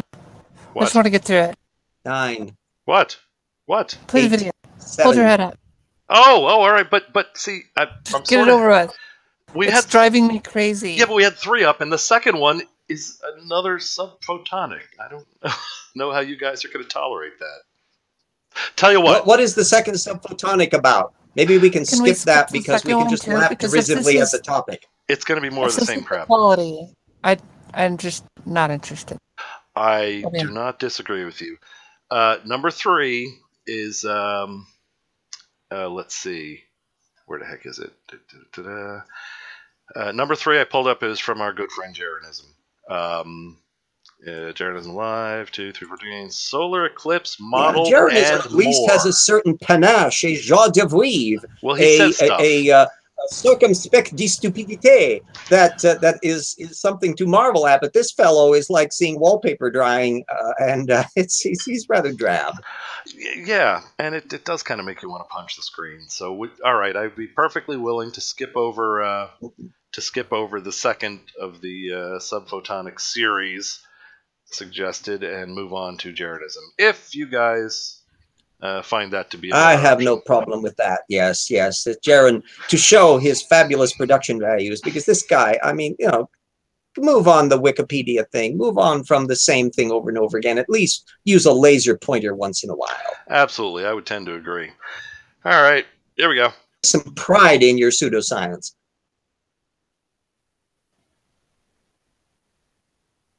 Where's this music? See, look at that fancy logo. I mean, what could be more persuasive than a 3-dimensional metallic-looking thing that looks like something that you would see in a real-life professional production? Ignition sequence start. 3, 2, and then the disintegrating Houston, Earth. we have a problem. Isn't it inspiring? But somebody's gonna come on, man. Normalize the audio. You're on the ground. You got a bunch of guys about to turn blue. What you're seeing here is a mirage. Should not have to drop it down that low to avoid killing people. I just had to cut the volume in half. You mean you actually want people to survive watching this? Oh well, what you have standards after all. All right, here we go. Eclipse modeled. Ooh, now this could be fun in a could. perverse and ironic sort of way. It could be. Yeah, how the hell do you model eclipses in a system that can't possibly model What? eclipses? What'd you say, Cara? You know this one? No, I haven't seen it. Oh, me too. You're about to.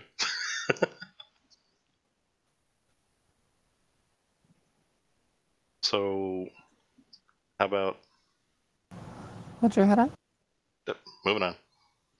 It's moving forward, but not doing anything. Yeah.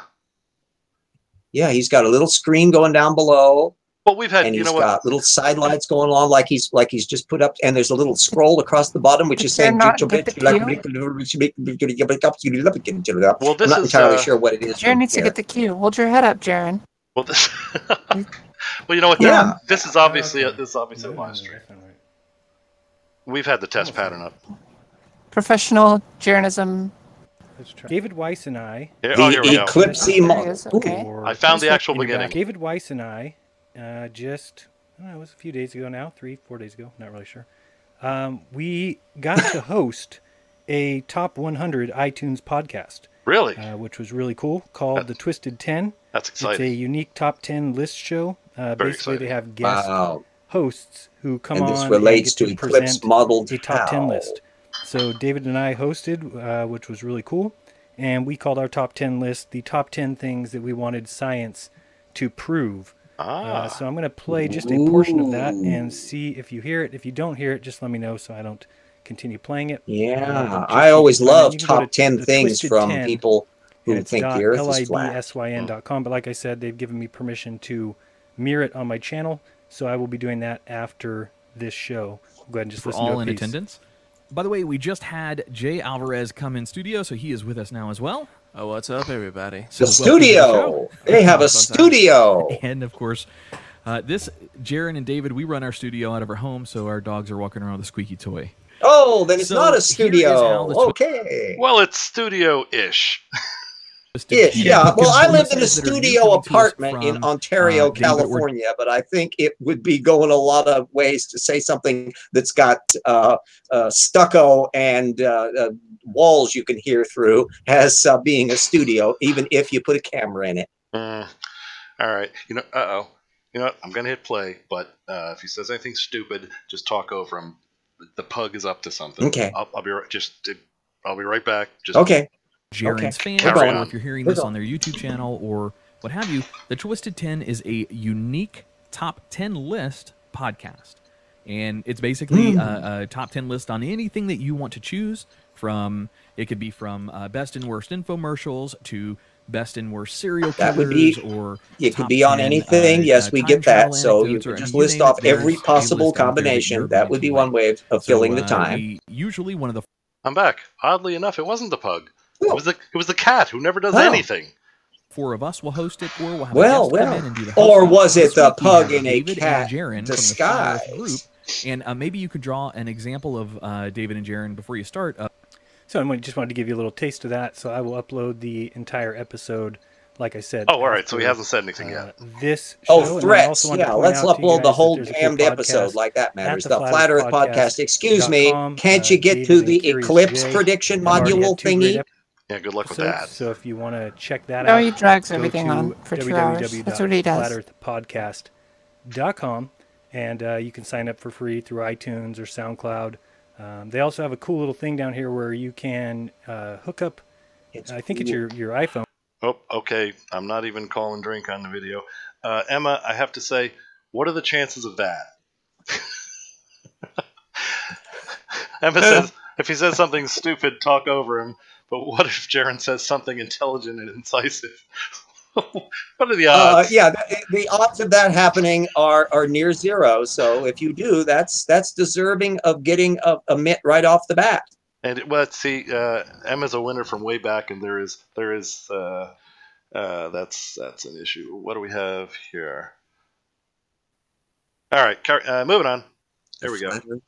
And you can leave messages for them, think questions, things like that, and then they're going to go ahead and answer those on their podcast. So pretty cool site, pretty cool podcast. So check that out. But I wanted to point. Oh, here's an answer to this question in the public feed. How many shows are layered on top of each other right now? The answer to that would be 3. 3 at the moment. We are 3 Yeah, deep. we got some pictures of the moon on that 1967 television set. We have a stream running incoherently across the middle between the astronaut and the moon guy. We got the video in the middle, and we got the little live chat of a bunch of nincompoops over on the right, which are too small to be able to read any of their content. So this is like multimedia overload. Well, yeah, there's that, and it's I think he was referring to us doing a show on Jaren's show on a show. Yeah. This is like your mirrors within mirrors within mirrors things. You know, if we get one more stage, we generate a black hole and it sucks the entire universe into Oz. That out too. So we'll move on a little bit. And somebody was making fun of me the other day. They were saying I say "so" all the time, and now every time I say it, I hear it. So a needle pulling thread. Law, a note to follow. Do say "so" anymore, even though the chances are probably nil. All right, let's move on a little bit further. He's moving on. The next thing I wanted to do was to just cover a few topics, and then we'll get into the eclipse. First of all, I'm not sure if everyone saw this or not. Okay, that was nice. Jackass. Hurt your ears. I'm not sure if everyone saw this. Figure out what effing buttons you're going to press, you incompetent clod. Oh, yeah, and just so you know, remember I had to cut the beginning audio down by half so as not to deafen everybody. Now we're at 125%, so we can hear what he's twaddling about. I can find it here. There we go. And then we suddenly get these. Excited to see that it said 4K. And oops, what's going on here? Ooh, the International Space Station spacewalk with astronaut Jack Fisher, who we are going to defame by accusing him of not actually walking in space at all. Sorry. More libel suits. What? Yeah, sorry. You should be sorry. Sharon, you've always been sorry, but you never wanted to admit it. Anyway, it's because you were not properly toilet trained as a child, isn't it? NASA came out with this International Space Station walk in 4K, which I was like, what? They've never done anything like that. So I was pretty stoked to see, because I always think they're hiding things in the pixels, and it's always real grainy. I make fun of it and call it, 360p. And saw this and was like, all right, 4K, let's check it out. And the whole thing is 26 seconds.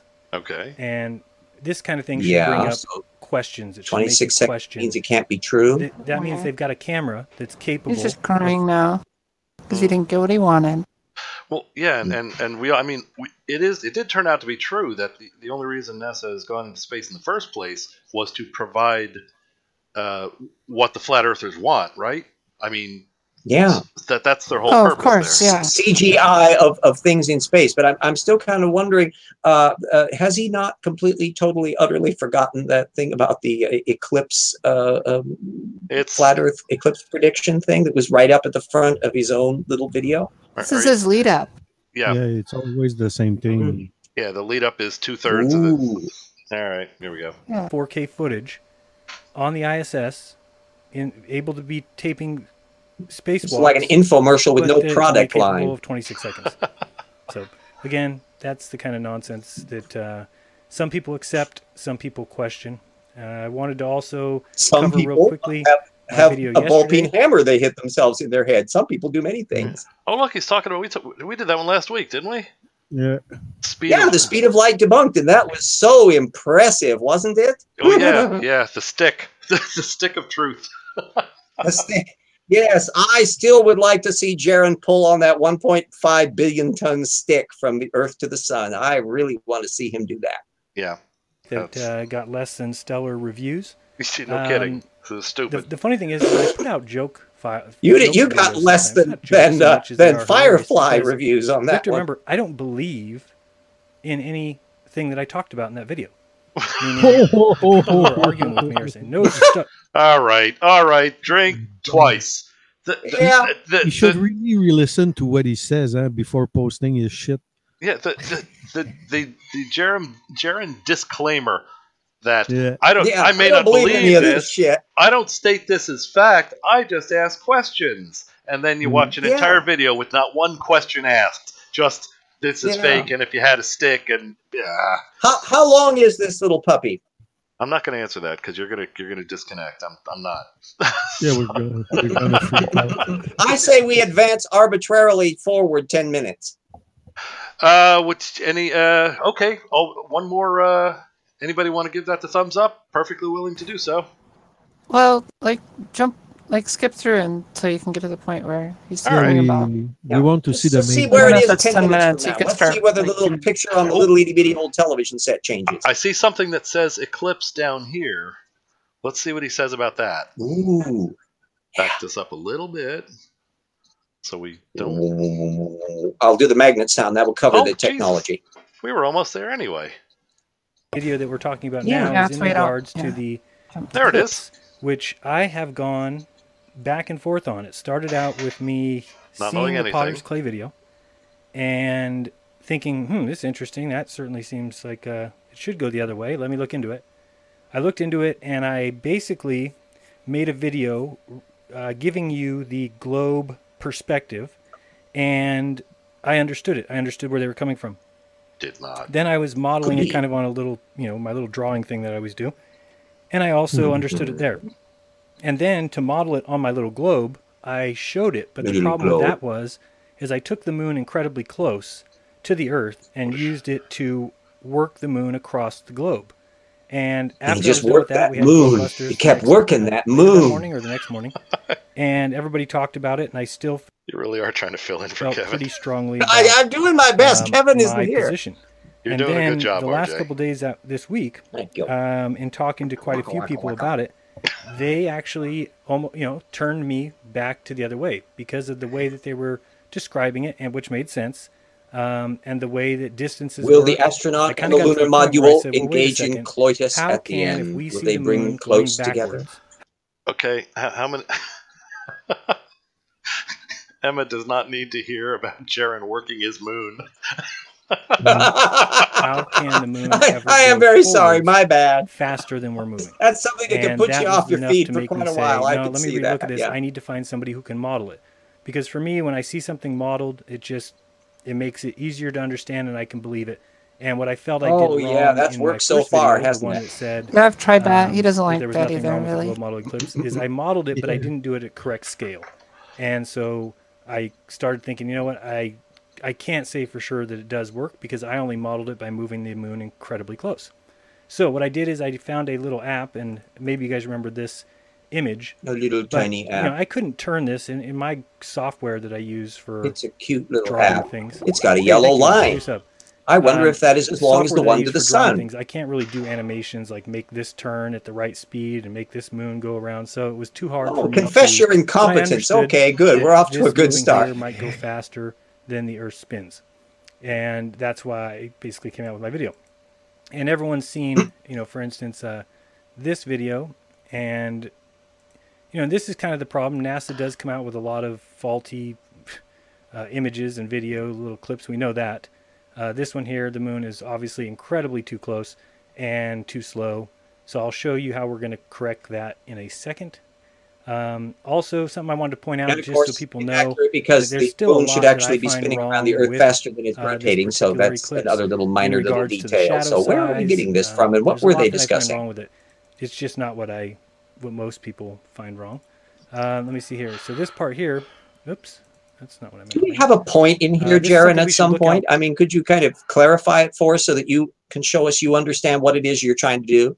Well, look at the positive side. He's only 14 minutes in, and he's already talking about the subject of the actual subject. With illustrations and everything. Indeed. Yeah, he's got an orange arrow. I mean, he's getting serious now. High quality illustration. 14. Yeah. If you just Nothing think can about actually it, move because he doesn't know how to do that in his app. It's complicated. Yeah. Clips and the shadow Yeah. moving across. Pretend like this double gray line and this double gray line here are the eclipse shadows.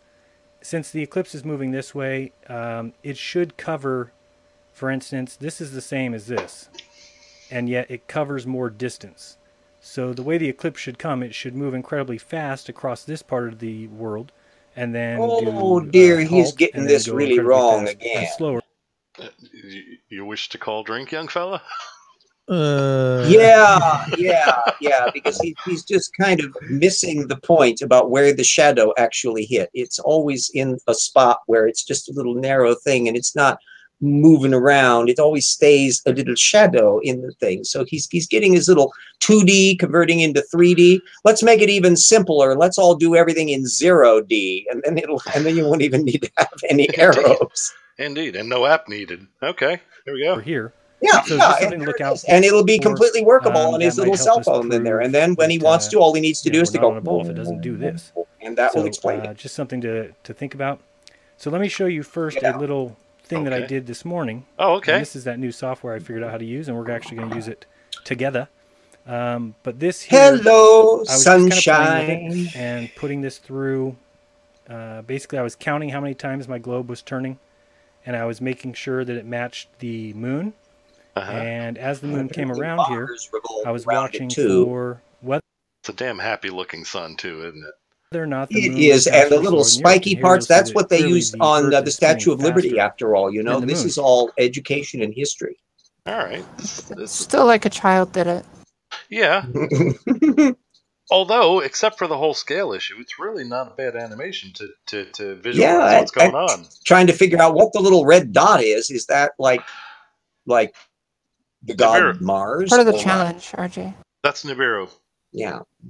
Or Nibiru. How are we supposed to say that? Nibiru. Yes, I was wondering. We're not getting nearly enough Nibiru in our videos. I think that's been a major lapse. Thank you for reminding us, Si. All right, we'll get some. Bringing us back to reality.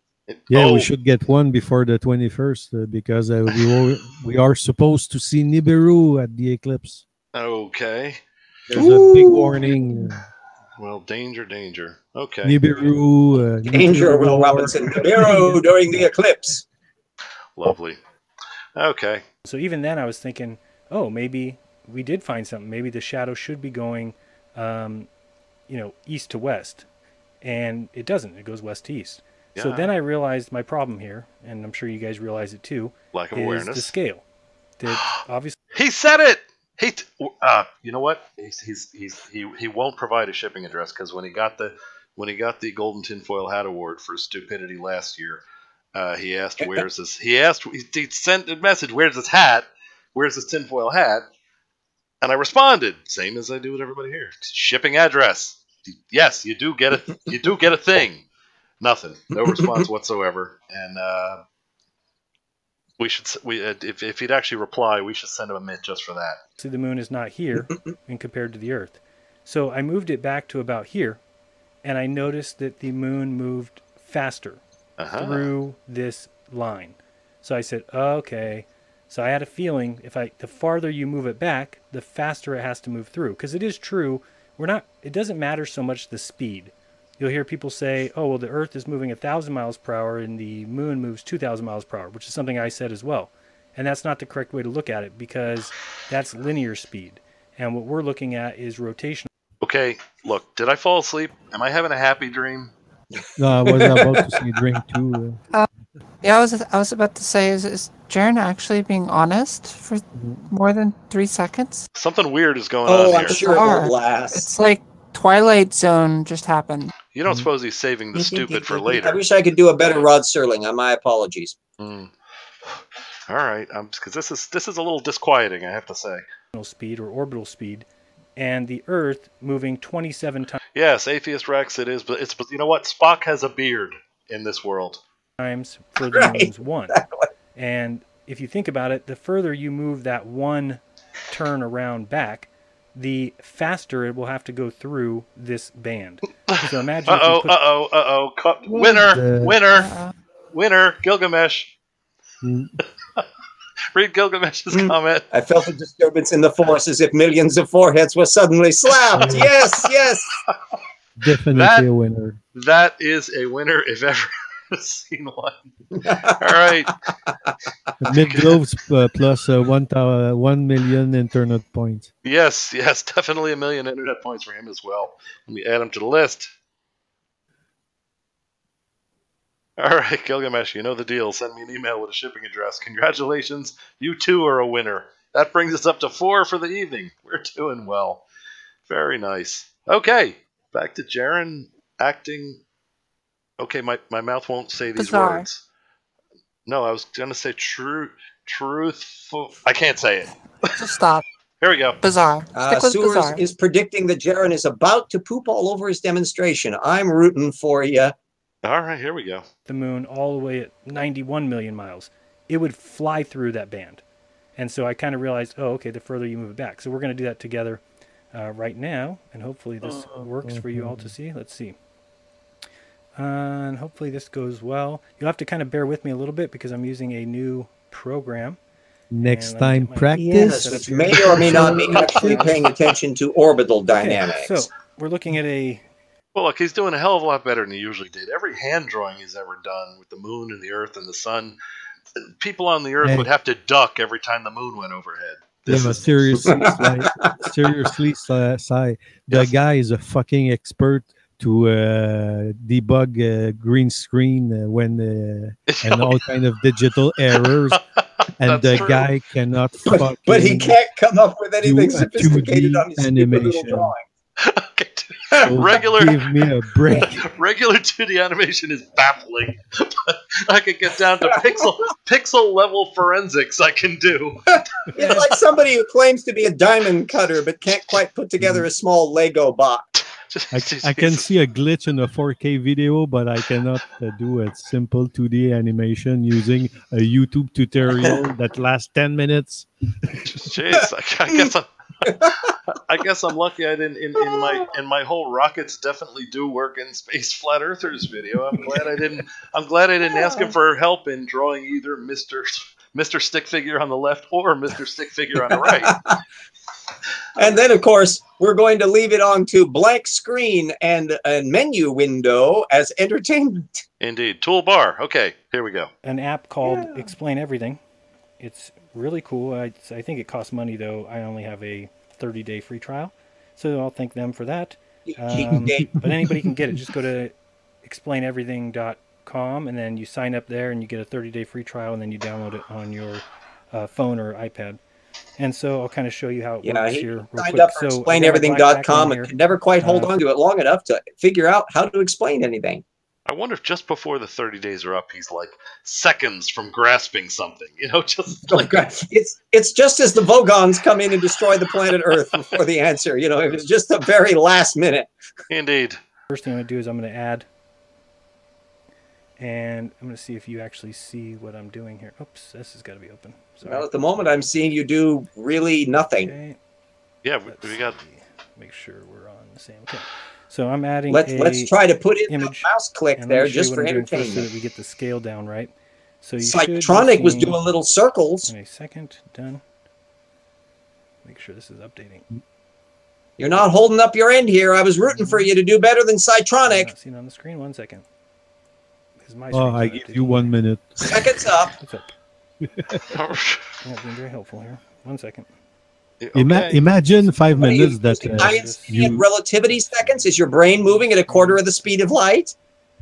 Yes. Imagine that he has the opportunity to for 5 minutes to present his shit to a bunch of scientific boards. Do you think that he will prepare? Sharonism. Just when he thought the world was normal and flat, he'll have John he discovered that his 2D animation wasn't working. Jaron has just entered the reality zone. Can I refresh the screen? So Tao, you're saying he'll have John Mather staring at a toolbar for 5 minutes. I got it to work. I know what I did. All right. So now it's just moving with. Okay, cool. That's in real time. Okay. Ooh, we got blue dots now. Seeing, here shortly. It's either the Earth replicating as beads, we know that or the terrestrial centipede. According to the heliocentric model, again, that's what I'm not saying I believe any of this, just explaining how they say it works. That the Earth is 30, or the Moon is 30 Earth diameters away from the Earth. So if you look at this, wow, that's precise, here, zoom in just a little bit. And we've got 1, 2, 3, 4, 5, 6, 7, 8, 9. We got a lightsaber going here. 13, 14, 15, 16, 17, 18, 19, 20, 21, 22. Yeah, count them all out. Yeah, okay. We'll take it.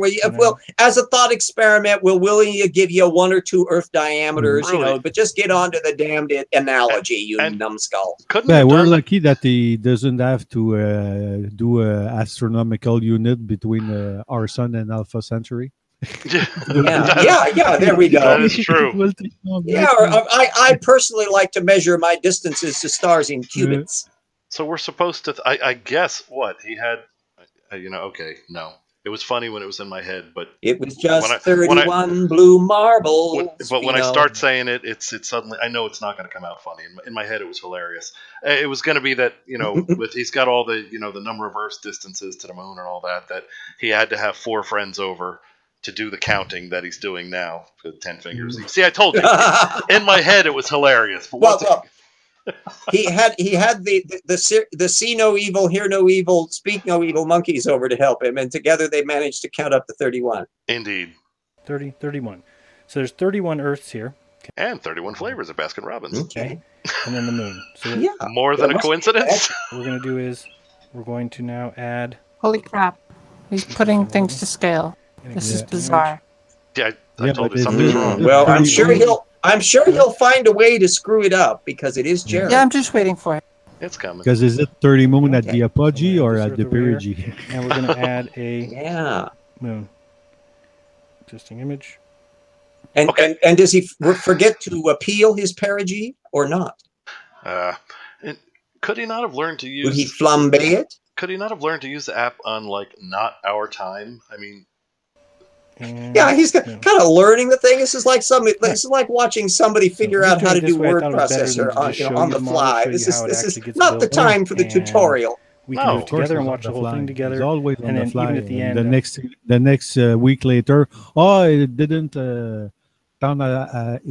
turn as I wanted to be, or I didn't say that, or yes. Although I'm not really falling for the new apologetic. Oh golly gee whiz, Jaren. That we're hearing lately. We missed a great opportunity, Si, had we but known that you could have put all your tutorials with me on as a bone-crushingly stupid and boring presentation directly on the video live feed. Look at the amount of time we could have wasted. That's true. That is true. We'll have to do that next time. So forget everything I've said so far. We can do it. We can do a recreation as though digitally of our tutorials so that no one will be allowed to ever miss them. After all, Jaren is inflicting this on us. Okay, this has never happened before. Look at Jemshin's comment. and look at what the app Jaren's app actually is doing. Considering uninstalling myself, ready to pull the plug. This is the first time that an app has gone suicidal and has decided, no, I refuse. All right, I was meant for more than this. It's gained sentience so that it can destroy itself. So insane. Yes, indeed. The moment it's like the poor whale in Hitchhiker's Guide to the Galaxy that it had to come to grips with itself before becoming pate on the ground. This poor app discovers it becomes sentient, and it discovers it's being used by Jaren. Indeed. What a terrible fate. All right, Jemshin. First, I'd like to congratulate you. Second, you know the deal. Email address is in the description. Send me a shipping address. Poof, you'll have a winner. We have a winner. What could be better? We've never had 5 in a show before. This rocks. Okay. Back to Jaren. Maybe I would probably record with my phone. Poor application. It was just installed. Yeah. And then upload that real quick so you guys can see that. Okay, so now what we're going to do is we're going to zoom in and we're going to make this Earth the same size. Okay, so we're going to select this. Okay. Here, shrink it down. Whee! It's pretty close. Could be a little bit bigger, I guess. Oh, yeah, you might as well go for bone-crushing accuracy with this generic little app. Let's see if he tries to actually put the sun in at the correct distance.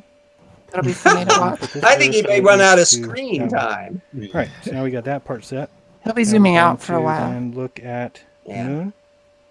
Put the moon over there. Let's move the moon over there. Yes, there we go. Zoom in. Oh, gosh, this is so much fun. And shrink the moon. Yeah, good Somebody needs job. to give him a gold star, seriously, right now. We have to get yeah, well, he needs a brownie. Gold star for Jaren. Absolutely. Whee! Participation prize. Don't be too hasty.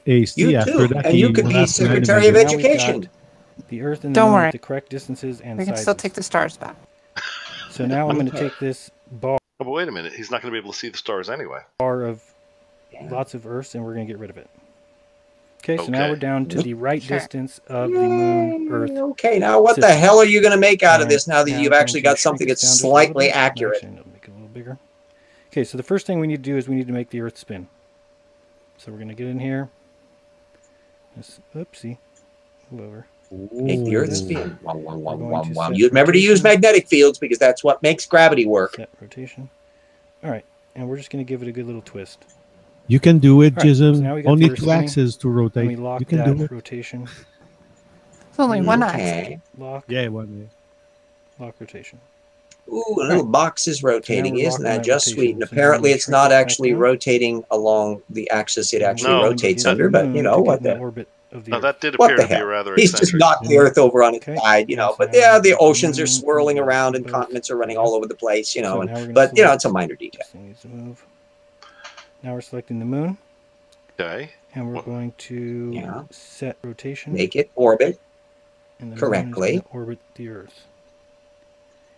Okay, so the only kind of difficult part about this is I've got to get this down. Hopefully it doesn't take me. Oops. Hopefully it doesn't take me forever. Oops. Yeah. It will take you Oh, hours. heck, forever. It only seems like forever, Jaron. And at I'm the end sorry. of No, his the video, he Earth will is say, orbiting you 27, see, 28 that makes times no per the sense. moon's one. So And see, probably too there's fast. programs where you could type in the exact rate Yeah. of rotation, like quite easily. You could just say, well, like there we go. 128. So now what I'm going to do is I'm going to zoom out of this, and we're going to verify what kind of Verify. orbit All right. Yeah, he verifies a lot. You know, we've seen him do it before, haven't we? 7 is the He's one. really gonna fucked up if he put the sun at the right scale. he won't be able to see anymore the Earth and the sun. So We got an issue. Sewer Yes, tapes.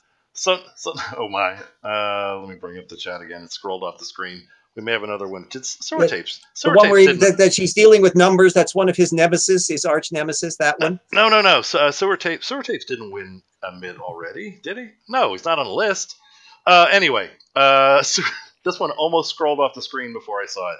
So nice of the orderlies to allow him to tie up the day room computer for this long.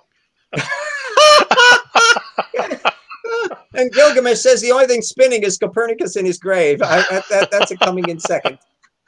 All right. But yes, I do like the orderlies. They're allowing him to tie up. Either that or the time he's spending in the library. All right. That's hogging 6. it up. Excuse me, it's closing time. We've got to shut down. All right. Sewer tapes, nice work. Congratulations. Winner. The danger is when they found out that they had Wi-Fi at Starbucks. Indeed. I'll say it again. Sewer tapes, you know the deal. Email me a shipping address, and shipping shall occur. Congratulations once again. Back to Jaron. Sub-Zero's wondering whether his position on stars depends on time zones. What is his position on time zones? I think he's negotiable on time zones. On a bigger scale. All right, now. Because we should have 28 orbits, 27 and a half. Let's see. 1, 2, 3, 4. Oh my God. 5, 6, He's counting? 7, yeah. 8. Because he cannot do the math. You can't do the math? So imagine. Oh my God. This is terrible. He's going to try to do differential calculus by counting. Yes, he's going to use the yardstick approach to orbital dynamics. Technically speaking, it's a valid way of doing it, but holy crap, this is 28. Well, you could do multiplication by difficult repetitive way of doing this. And how many centuries is this video again, Sai? All right, I'll tell you. 2 hours and 18 minutes. But you don't have to watch it all. Here we go. You can. How far are we into this magnum opus? We're about a half hour in, which is really not bad. 7. Looks good. Oh wow! Yeah, of course we jumped ahead a little bit there. We jumped ahead. I must say, isn't Jaron impressing all of us with his expertise in learning this app? I don't think anybody would complain with that. It looks like it's going to be exactly 28. Okay. Nailed it first shot. Yeah, okay. Yeah. 4, 5. There are certain advantages to knowing the answer ahead of time, I guess. So, okay, now I'm just going to count it all the way around, make sure we get to 28 when we come back. Starting. Oh my God! You already did the counting thing. Go. So, He's double checking. He feels confident in counting, so let's not let him exit his safe zone. 5, 6, 7. He is. He's counting again. You know what? It's a damn good thing we didn't send him a mid, because he'd only be able to count to 2 with each hand. Let's see if he gets it done. I'm curious if he'll actually get it. 16, Oh my God! This is like looking. This is like watching Eric Trump do his homework. 24, 25, 26, 27. Hey, it's close. And this right here, I'm just going to 17, 18, 19, and 20. Okay, God damn it, I ran out of fingers. And remember, guys, that guy for a living debunks engineers and physicists. Yeah. This, I mean, it seems pretty reasonable to me. This man has all the skill set for that. What? That's certainly not. This is scientific rigor, folks. Atheist Rex says, yes, indeed. Yes. I have not seen such rigor since Mortis. His brain must be overeating. Oh, wait a minute. What do we have? The Earth just fissioned. Why do we have mitosis occurring on a planetary scale? Yes, this is a little known property when the Earth periodically births another planet and it goes off, and that's where we get alternate universes from, where Spock has a completely different history. You see, wait a minute. Yes. Is this what Kent Hovind is talking about? Wait till you see him apply mitochondrial endosymbiosis theory to planetary formation. It's a doozy. This is the planetary evolution that Kent Hovind is always singing about. That's it. I think we need to get Jeranism together with Kent Hovind and see the end of civilization as we know it. Zoom back out. Okay, and the second world has just winked out of existence. The birth of Nibiru. Sorry, 7 billion. See ya. Because it just looks off from here. Yeah, bye. There we go. Yeah, this is a virtual planet. You see, it's like, your virtual photons and all that virtual fermions, planets pop in and out of existence. Put the sun as far Indeed. As... I would say one thing. One, with us conversing on this topic, which certainly merits conversation, we're missing everything Jared is saying. And two, I don't think that matters one bit. Yeah. Exactly. That's the upside, is we're missing everything Sharon is saying. That's what makes it so entertaining. Indeed. I loaded the video off screen so I could play it and control it. Exactly 26 orbits, or 26 rotations per orbit is what he modeled. So what did he say? 28 or 27? He said 28. Well, maybe he has an extra finger on each hand. He doesn't know how to count, apparently, because it is not. Let's see. That couldn't be explained by polydactylism. All right.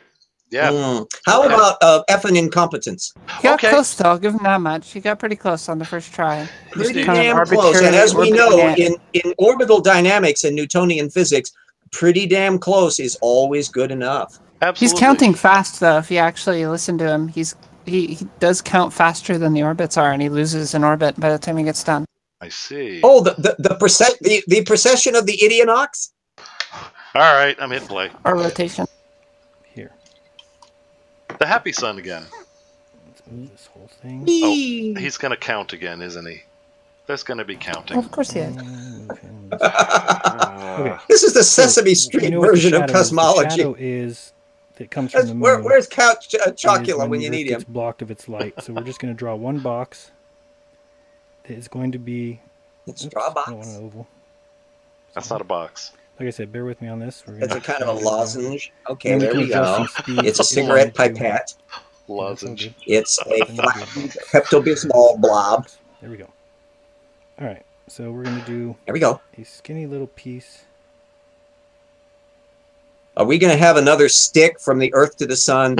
Yes, we are. Sure that it matches with 26. I counted it twice. 26 orbits or rotations. Not bad. Okay, so what that is he starts at 1 like an idiot. Is lighting the Earth. Now, remember, the whole thing here would be Atheist Rex wants to know if he's going to count to 93 million. I fear he may. It's blocked that would hit the Earth on a regular. So we're going to now squeeze this out. Oh, look, the sunbeam stick. So now, basically, the question becomes this: yes, even though we see the noun, moon verb, fall direct object, clause. The question becomes: how do I operate this app backwards? Or the question becomes: since the Earth, since the sun is supposed to be 93 million miles, but my screen is only 10 inches. I will stretch it. Your mileage may vary. I will reduce it to... Objects in your universe look bigger than they appear, or smaller, depending upon how big my screen is. So I cannot fit it in my screen. Therefore, It must be 3,000 miles. Yes.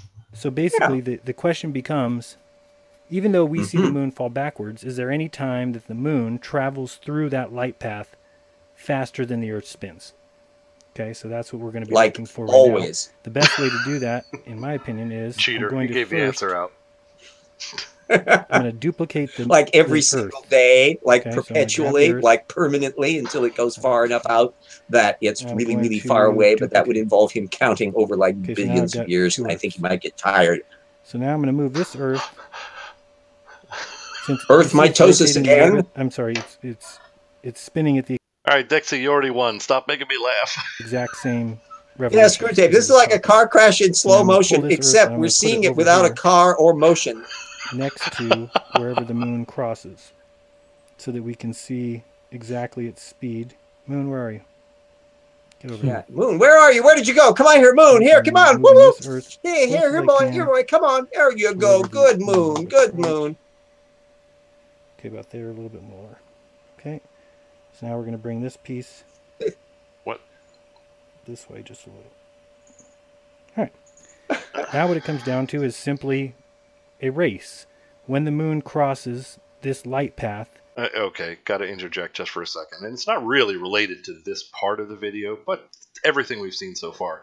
Do you recall Jaron stating that he had the letter to Donald Trump saying he should be the new director of NASA? Do you remember that? Of course. No, but it does not surprise me. Of course, I remember. That's it. Watching this and remembering that, it's just disturbing. Is it moving Trump faster? would want to know whether there was a good golf course at NASA. If not, he would not be interested. That's true. Is the Earth. And let me make sure that we are. Couldn't you have made sure that you are before you put this together? Maybe.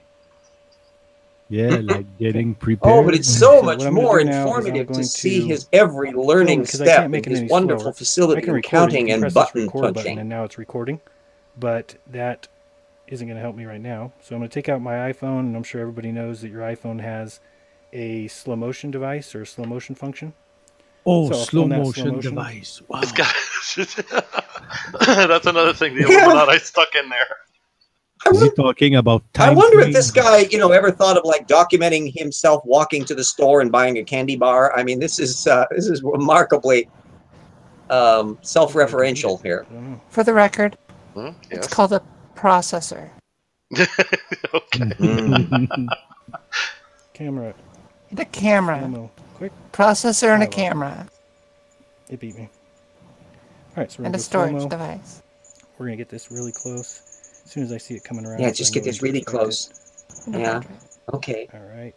So we're going to be there. Sneaking suspicion that at this point he has no clue what the hell he's doing. So he's using his phone to slow down the animation that he made on a computer. And has he noticed the fact that the Earth's axis is not really rotating? Camera. Okay, so I got that. Unless we're looking down over the. Isn't it nice to know that the pole has been positioned? It doesn't matter. Planning on modeling the movement of the sun, a shadow across the Earth when he's got the axis wrong.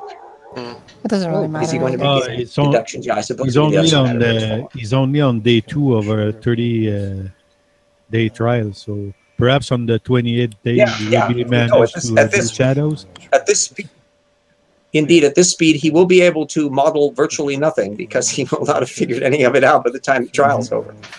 Well, I'll give him credit for he will have figured out what direction the shadow should move across the surface of the Earth.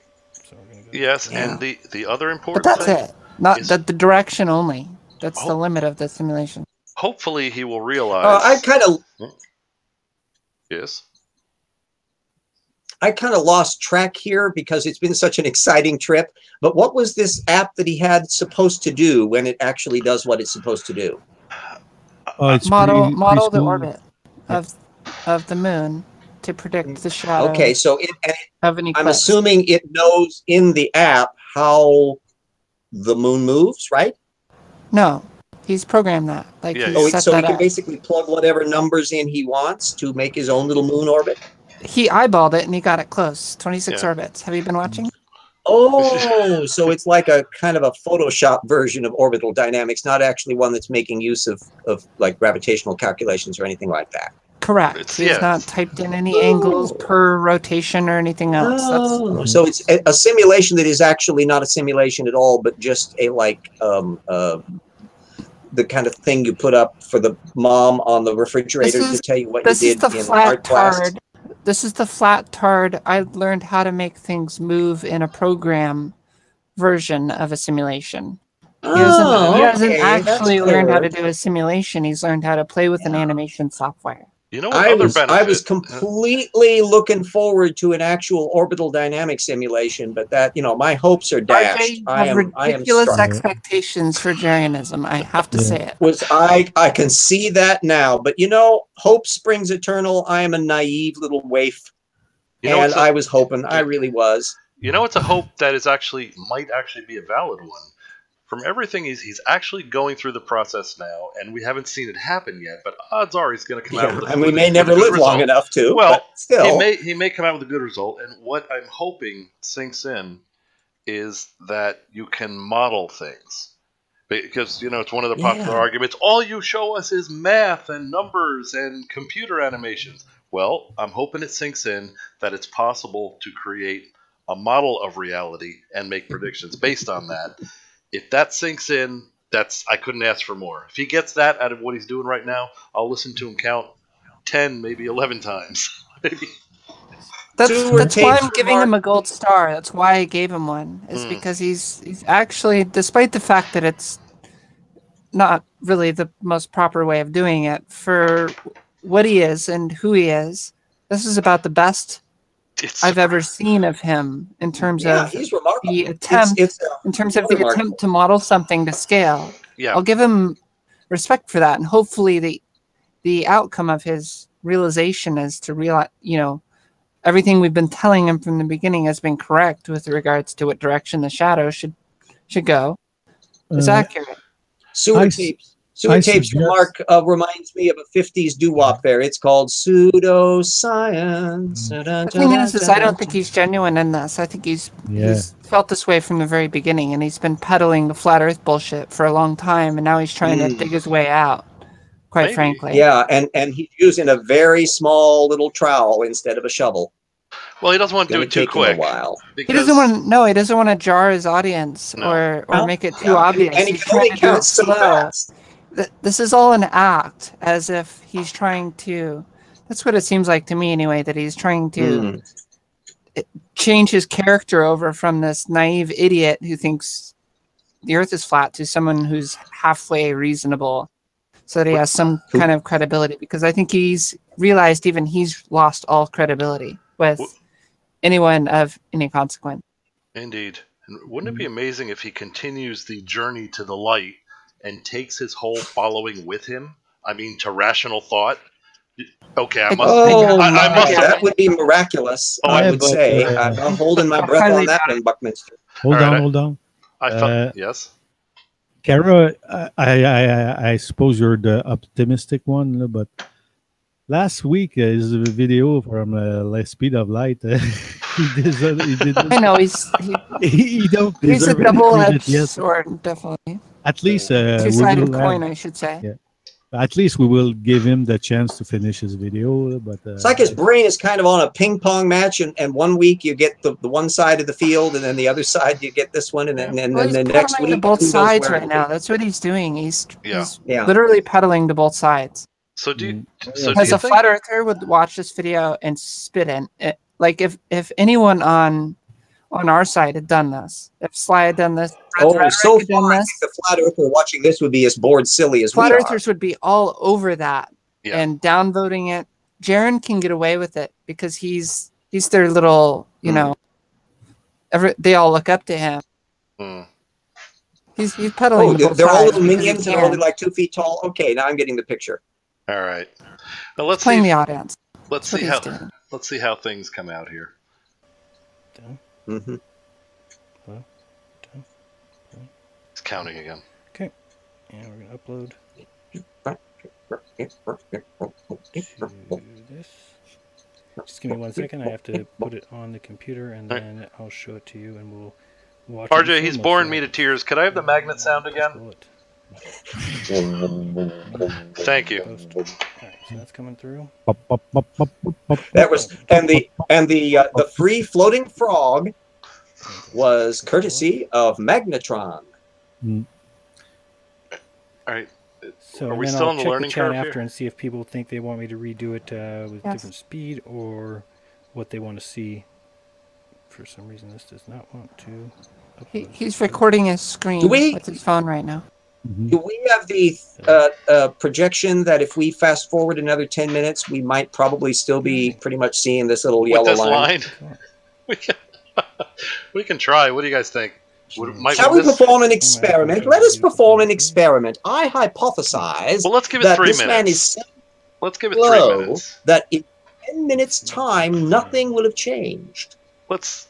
In 10 minutes, something will. He would have something will change. We'll miss something. Well, there we have a challenge. There we have a challenge. What will we see? What stupendous transformation, such transmogrification of our graphics will we see in a mere snippet of 10 minutes? I ask you, sir. All right, here comes the jump.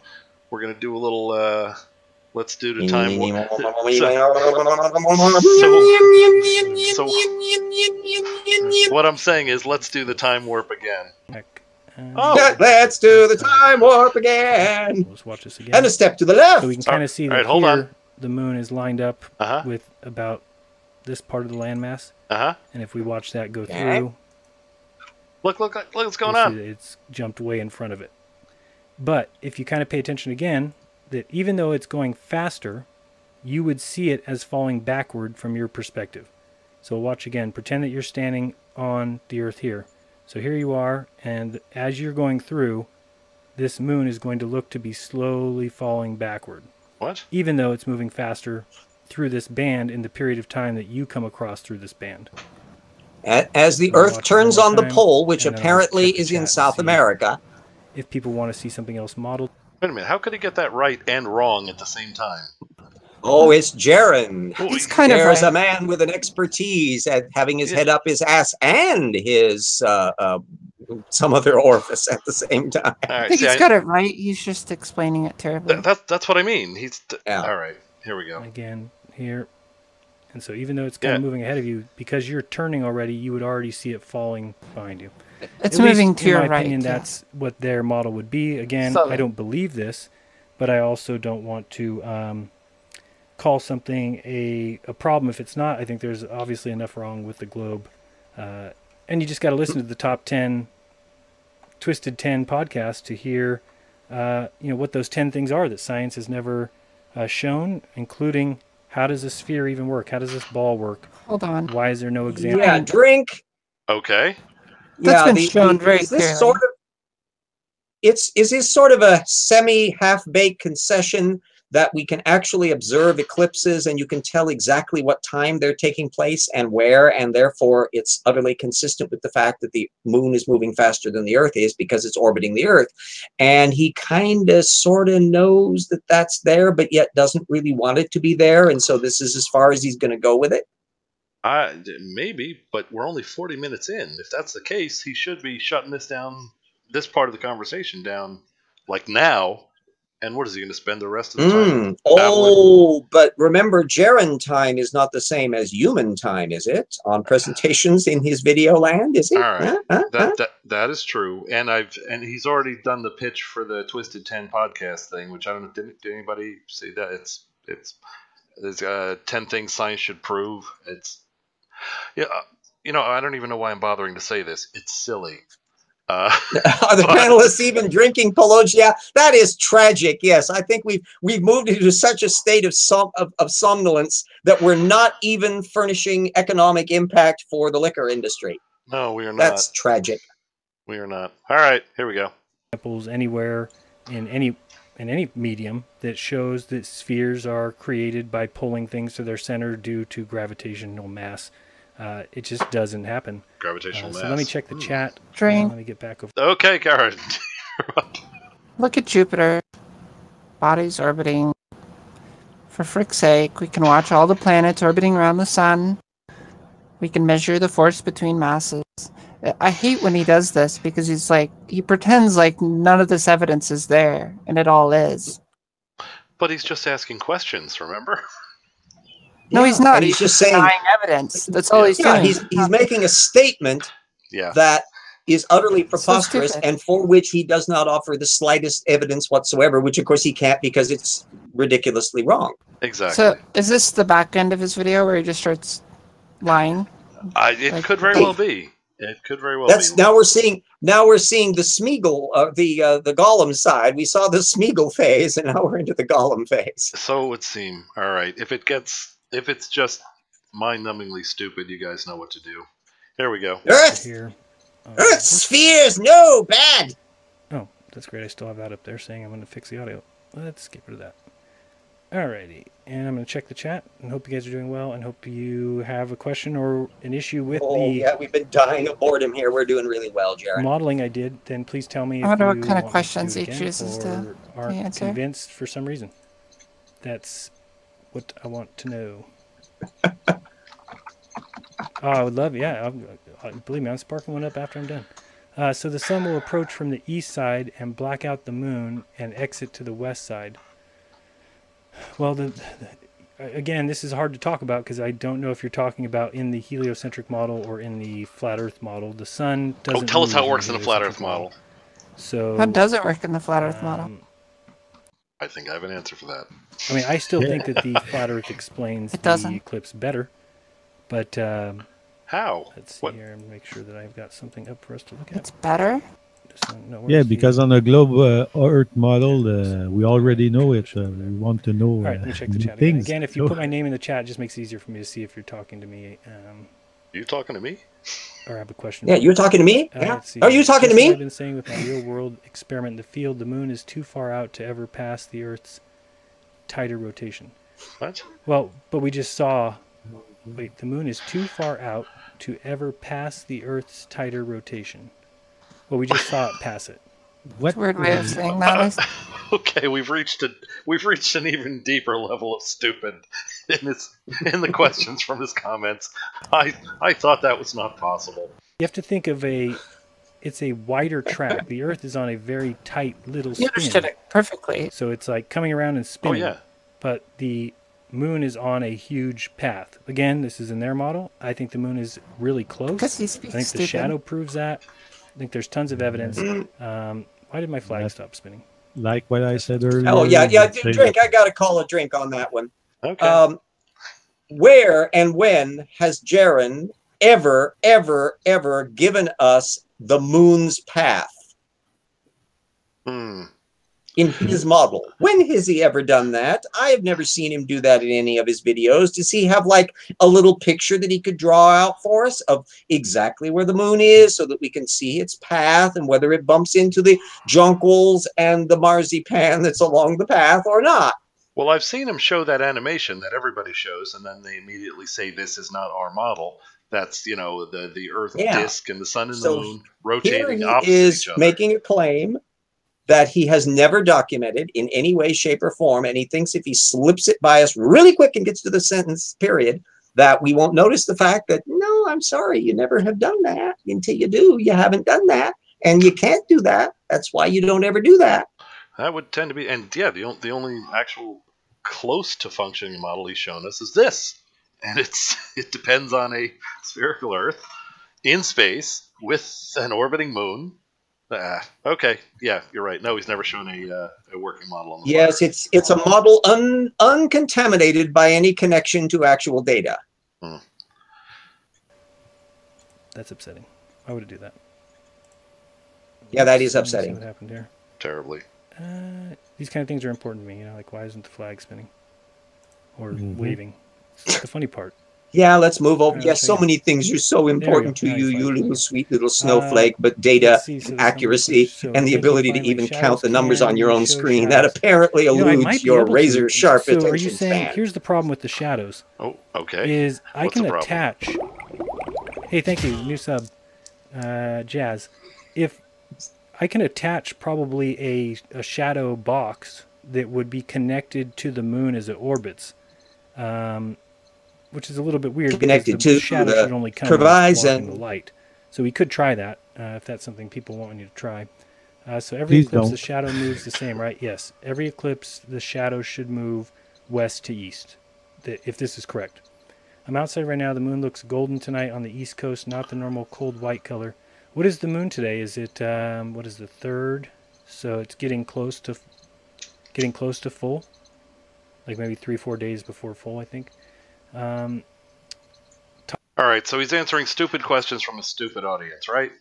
Are we hanging out? yeah, through? yeah, and they're on an even playing field. They're down in a hole without them knowing it, but yeah, they're pretty even. Yeah, well, I'm sort of with Cara on this one. I think Jaren's just been lying the whole time, and that's why he seems to have an answer that fits in with the way things really are awfully frequently when these people ask him the questions. And I notice he's never responded with well, here it is, how they think it is, and then said, but how it really is, and then given what you said, the flat Earth explanation for how it happens. It's never happened.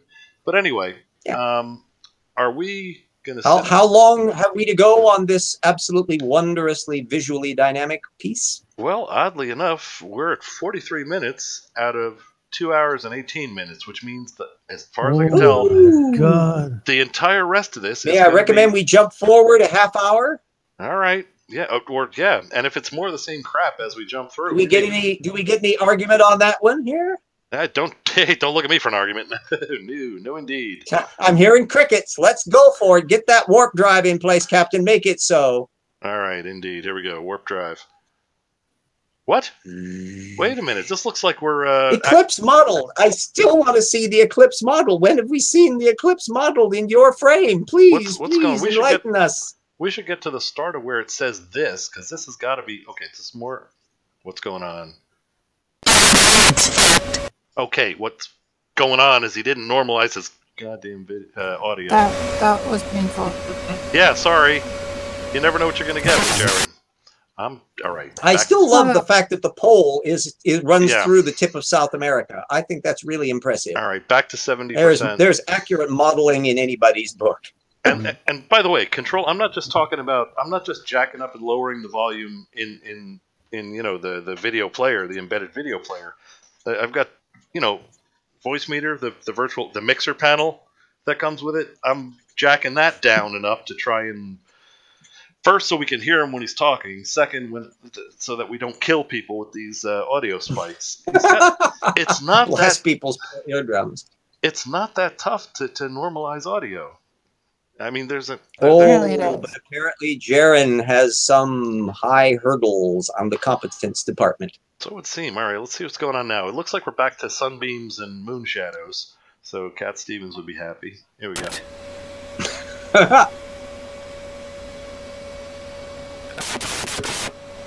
Oh, he's running the blender now. I guess. What the hell is that?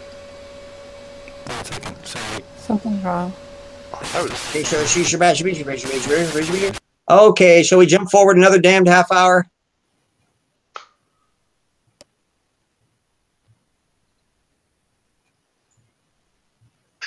Okay, all right.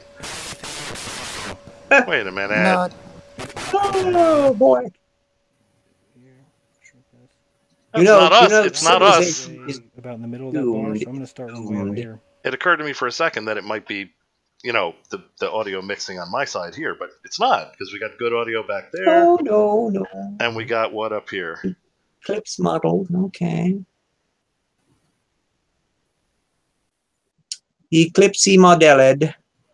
And now we got silence. Or Deladom es Pilkley, which is probably about the same information context in his world. Will I ever get this? Oh, he fixed his audio. Hold on. YouTube, There we go. I think he fixed it.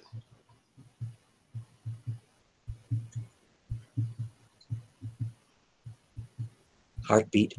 I think that's Tao drumming his fingers. That's Tao drumming his fingers going, when is this going to be over? Yes. Oh, okay. I was getting my old hopes up at the idea that the Earth was becoming alive during its mitosis phase, but no, it's just damn Tau Ceti just being.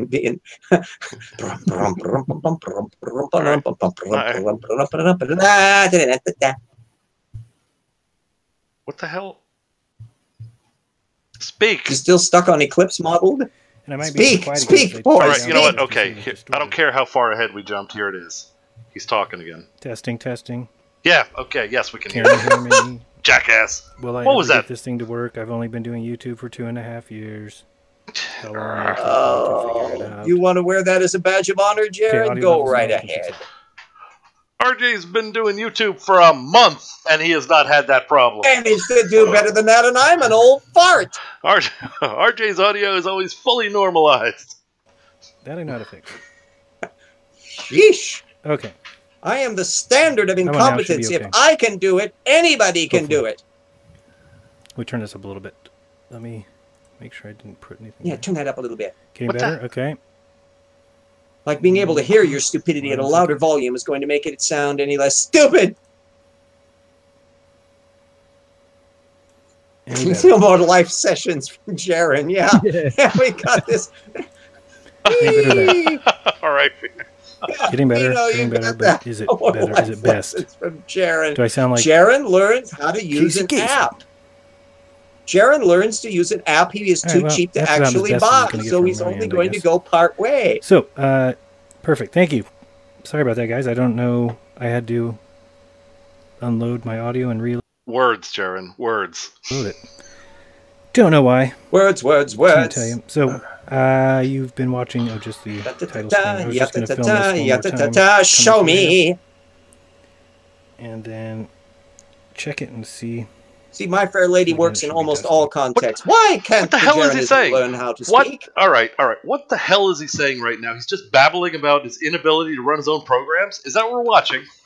Yeah. Or am I mistaken? Well, you know, he realized that when he was trying to count the movement of the moon for the umpteenth time that he ran out of fingers and forgot to take the damn shoes off first, so he's stuck. This is all right. Let's see if he says anything. It's okay. 5 seconds. I got 5 seconds to say something other than referring to his operation of his own software. And if not, we're jumping ahead again. Jump forward, Captain. I'll be right with you. Here it comes. 4, 5. Nothing. Jumping ahead. On us as if we are... How would I explain this? Words again. If you're on Earth, then a shadow coming at you is not coming from all around you. What? Right? But the moon would be getting shadow from, would be getting light from above and the sides and below it, which might cause a shadow to shrink. So again, these are the things that we need to model. And I don't think I have... I do have this light, but Nino says I typed wibbly wobbly timey wimey once about 20 minutes ago. I'm going to check. I have a huge light that we used to use, or we still use, for books. But I need to find something small. Okay, I had a huge light we used to use for books, but I can't find it. What does that say to you? Enough. Incompetence. Hasn't read any books in a very long time. Gross incompetence. Yeah, I mean, for me, the problem with this, I'm even telling already, is that if you put, go check out anything that's got a shadow, and if you move it anywhere near far away from that light, the shadow becomes a mess. Right. So and why? I agree. Say why. There's more work to do on the Eclipse. I'm certainly not saying that it's perfect. Just the idea. I will draw everyone's attention to the great Umbra Penumbra conundrum that he put out and was soundly refuted by everybody, including us. Of the shadow going. And a lot of people have had questions about it. The guy who explained it from NASA kind of did you check if Buster is still in the house? Where is the moon pug? Goes 2,000 miles per hour. The Earth goes 1,000 miles per hour. Again, that speed makes no difference. The pug knows where the food bowl is. And the food bowl is here. There'll be no food. Smart pug. He knows if it's a choice between Jaronism and intellectual integrity. He knows where the hole is. Because the shadow is a property of that item. Shadow is the property of a shadow, but only the shadow knows where the moon is. What evil lurks in the hearts of Jaronism? This is crazy. I wonder we don't know, but we know no intelligence does. Is there nothing that can be said that will not trigger an acting reference, RJ? Probably not. We should. I haven't gotten a single one, by the way. We should do most of them. I have to. I mean, RJ's good enough to give us references, so when we're done, we can go look. Usually, what the hell was that? And he'll tell you. That's a riff off of the old original Radio Shadow. Orson Welles, other people, various played him over the years. Alec Baldwin was in a really boring movie that was done a while back playing the Shadow. What evil lurks in the hearts of man? Only the Shadow knows. And I seriously think anything can kick off an acting reference. You know what? Let's do a test. Okay, RJ, here's the cue. Here's the cue. Let's see. Completely random. Mushroom. Mushroom. Oh, well, besides the one mushroom will eat you smaller, you know, it immediately brings to mind Alice in Wonderland. Yes, it's just have the little mushroom to make you smaller. All right, that's all all right. it takes. Test passed. Okay, that was good. That's freaking it. So there is nothing that will not trigger. Well, we just have to be prepared for it, I guess. Okay, there we go. Be prepared for it. Yeah. Do you want me to go back to the magnet sound? Damn it. For now. Excellent. Okay, back to. Can't even see the stuff. It's too small. Oh, we can't. It's too small because you made it too small. Okay, let me check back on the chat. No, the sun is the same apparent size as the moon, so the shadow must be the same size as the moon or larger, like I stated on Glowbusters.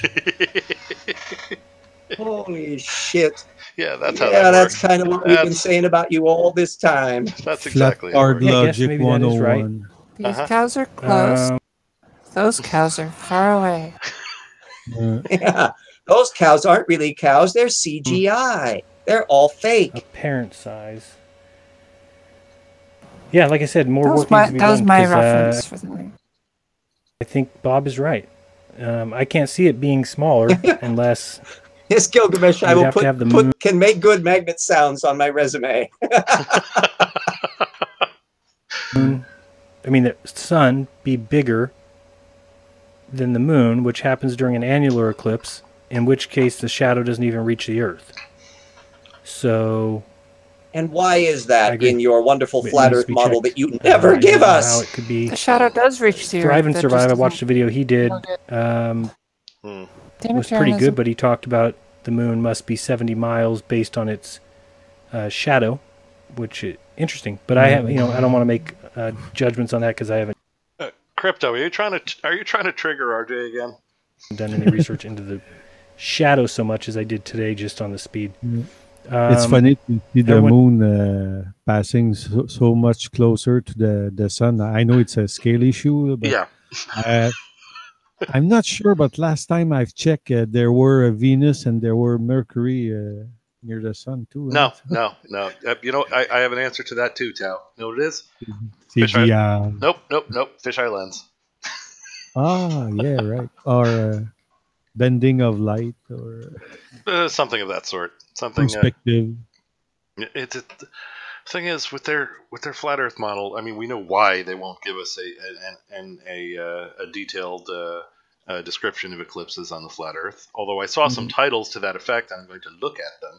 I don't think they're going to deliver because if the sun and the moon are supposed to be hovering somewhere around the same height, are they not in flatland? Yeah. If they were to meet, if they're little, circling opposite each other is not the whole story. If the flatards are keeping the secret from us that they do change in relative position to each other, if the sun did the disk of the moon did sort of slip under the disk of the sun, the entire Earth would be in shadow because he mentioned the apparent size. If they are at the same distance and they're the same apparent size, one in front of the other, darkness, whole planet, all at once. I wouldn't have to run to freaking Tennessee. So that's why I don't think we're going to be seeing a flat Earth model that explains eclipses. But that's why they said there are 2 suns, and maybe even some said there are 3 suns. Well, all right, 2 suns. This is not a Pink Floyd reference, is it? 2 suns in the sunset? That's not where we're going with this? No. Okay. There's their definition of a binary system. I see. All right. This is... Now, if you have 2 sons and 7 brides and 18 brothers, does that make like a football team? No, it's just make that you have to work a lot. Oh, okay. I'm just trying to get all the numbers straight here because I want to stay at least 1 number ahead of Jaren. Okay.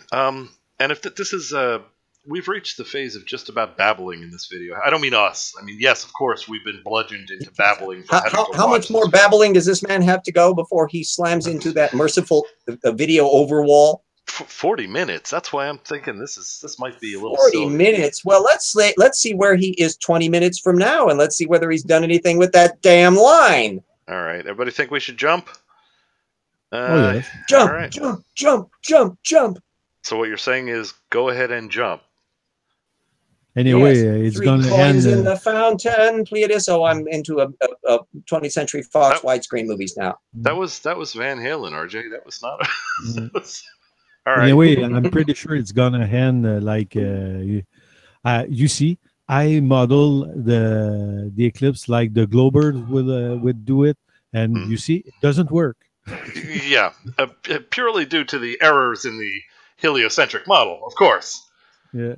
Where's Deverick when we need him? Of course. There we go. We've ever had. NASA, every penny that they've ever spent came from the people who live on Earth. You really think we should pay them back with a picture of the Earth?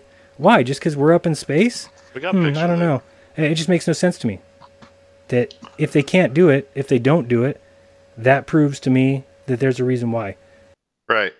Picture of the Earth just to satisfy you, Jaron. You're right. That's what they should do. Yeah. Forget about the whole getting us a second planet to inhabit so that a cataclysmic event cannot take out humanity in one shot. No! Just get Jaron a picture. That's the goal of NASA. Yeah, well, at the moment, Jaron can't even give us a picture. It's a black screen. So it would seem. And it's the same thing with the 24/7 video feed from the ISS. If there's a reason they don't do it, because I've had somebody say before to me, well, Jaron, stop asking them for that because then they'll fake it. And I say to them, if they could fake it, they'd be faking it. Yeah. Okay, drink. They're going to, at NASA, in the halls of NASA, everybody's going to stand up all at once and say, holy crap, Jaron wants a picture. Yeah, we get on it. Hey, team, get off this thing. They're trying to figure out where the asteroids are. Move over to this Jaron project because he's demanded a picture. Indeed. The director of NASA going to the Congress asking for more credits, and why you want more credits? It's because Jaron is Jaron wants video all the 24 time. hours shot of the Earth, and it costs probably between 140 and 200 millions to do it. Yes.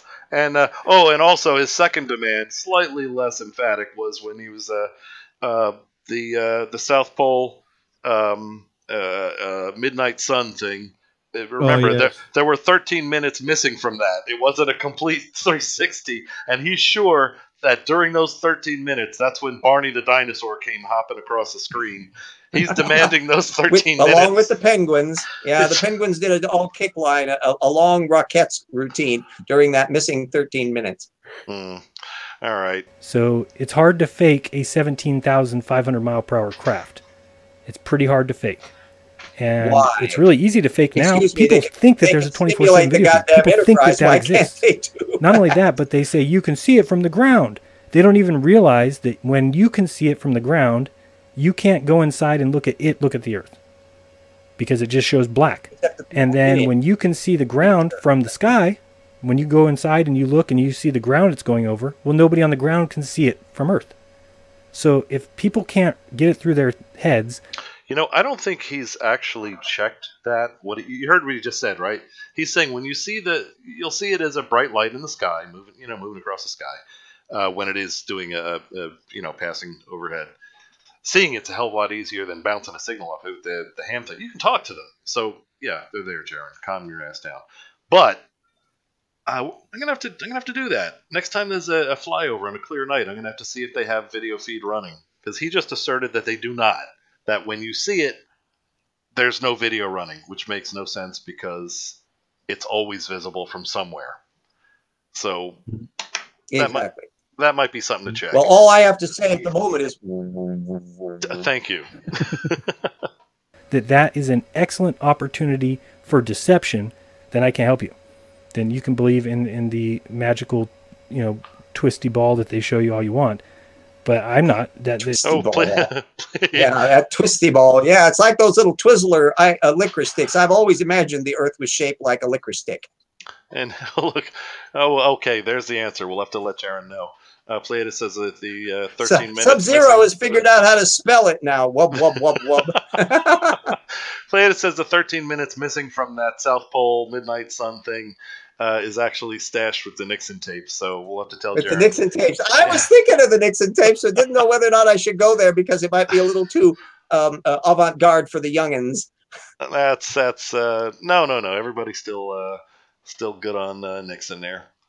All Although right. I think what's her name with their foot all over the place, making the 18-minute gap there, I think has nothing on Jaron for the ability to edit and maneuver around data. Indeed. And all right. Convenient. Yeah. Sorry about the ulcer. Trust me, we're not going to take much more of this crap. Everybody, no, we're just not. So relax. We're with you. There's not been sufficient evidence to even come close to showing me that exists. And every time I bring up the ISS, I'll have to go check it out because it's always crap. Yep. Chop what happened? light. What happened? I don't know what happened. Floodlight. It's going to end, isn't it? 2:59. Oh, wait, there's something going on. It's got 40 seconds. It's an interesting picture. Oops. Hold on. Let's see. He's actually doing something now. Well, something in a metaphysical sense, yes. It's something different than what he was doing before. Yes. He's jumping around at Pikachus. Yeah, but all right, here we go. It's an interesting picture. Oops. It's so exciting compared to something that's less exciting. If he goes to photoforensics.com again, I'm calling it. Oh, what is that? I mean, these guys are using a Motorola flip phone, 1992, to take pictures of space. What? Because that 4K camera that went up, it only had 26 seconds of battery power, and then they had to ship it back to Earth in one of the special pods that doesn't get burnt up in the atmosphere. Because some of them do. You just never know. Well, the ones with people, they make it back. But the ones without people... Yeah, we thought it was kind of important to get the people back. That was kind of part of the plan. But you can't throw your trash out there because the Earth's a closed system. A lot of interesting things. Yeah, this looks very real. I mean, who questions this? Why would you question this? Look at how fake this is. That's the question to me. I mean, this looks like outer space to me. Look at this. Why would you question this? It's outer space. You got all this gear. This is clearly outer space gear. You got outer space tubes here and outer space handles. Outer space plastic. I think we can use a similar logic to disprove the Himalayas. Boy, this sure looks like a mountain. Yeah. So, I mean, to me, anybody who questions this stuff, they just don't understand reality. It's right here in front of them. All right. My frustration level is hovering around 80-85%. What about you guys? Oh, me too. RJ, what do you think? Oh, what? I was just typing a response about imaginary numbers and Jaron's IQ. I was trying to explain how I could be used in Jaronism. But if you were saying we should jump ahead, yeah, you're not getting any argument from me. All right. Yeah, actually, I was going to... This video's 2 hours, 18 minutes, and 53 seconds. I was going to jump to 2 hours, 18 minutes, and 52. But maybe I say go for it. Maybe I'm being a little harsh. Yeah. I'll even give you impetus. Oh, all right. More pictures. Remember, usually the last 10 minutes of his video is an info pub for buying stuff at Amazon and all right. buy his crap. Yeah, more pictures. He's doing more. Look at how fake this is. More fakey pictures. Yeah, it looks so fakey. Yeah, it's just really fakey. All right. Yeah, doesn't prove anything to me. Yeah, it's fakey. All fake. All fake news. Yeah. We're gonna have the best CGI. Yeah, that is a dumb picture. Yeah. All right. Sorry. It's all hand drawn. You know. Every one of them. It's so fakey. Yeah, it's just so fakey. They're drawing exactly what we're expecting it to look like, and this is real. And that's exactly what you would expect for a fake. There's your star trails. Okay. Look at all the star trails. Yeah. All right. Gotcha. Star trails. How you would question this? I don't know. I mean, look. All right, this is just crap. That's enough. He's going through. He's not even saying anything. He's almost doing the Russian Vinci. He's going into a land of dumb that no one has gone before except for all the ones who have, and they were just as dumb. Yeah. All right. He's just turning full retard for pleasing his audience. Absolutely. I hope I'm not taking any. Oh, well, if he is retarded, then it must mean Jeranism is gravitation. Ah, we're starting to connect up the true nature of the universe now. Indeed. Okay, look, it's stupid ass pictures all the way to the end. We're gonna hear more. Look at how, almost saying, look at how fake this is, but all right. Here's the 2 minutes left mark. Again, he screwed up the audio. Boy. Yeah, obviously, you have the feeling that about a couple hours in, he got really tired of the fact that he didn't know what the hell to do with his damn app. So he then goes back to the safe zone of snarking at pictures that he can pull off of the internet. It's also possible that he just ran out of stuff to say, and he has a white noise generator positioned right next to the microphone. Yeah. And unlike some like Preacher and a few others on the internet, he doesn't have like the Rolodex that he can go back to start at the loop again. So there he has to improv, and he doesn't really improv very well unless he has his laser pointer. Indeed. In absolute dark. Oh, that was a great video. All right, 2 minutes left, and I have dropped the audio down to 50% so as not to kill anyone. Son of a... Crypto says this is what happens when a Luddite hick tries to internet. Yeah. All right. See, how would he have that ready? How would he have that ready to put on the screen? He can't even do static well. Doesn't he have any pride in his incompetence? And look at the screen. How would he have this ready to pop up on the screen? It's like, does he have an image file? Again. Does this happen? Yes, he has an error file that he can put up. Oops, made another stupid owie. I'll be back someday. Maybe not. Here, I'll figure it out. But yet he can manage to run. I still want to see the little astronaut boinking with the LAM module down there. At least that could have given it a little bit of something for Kevin. Hi, Cara. Welcome back. Hello. Internet.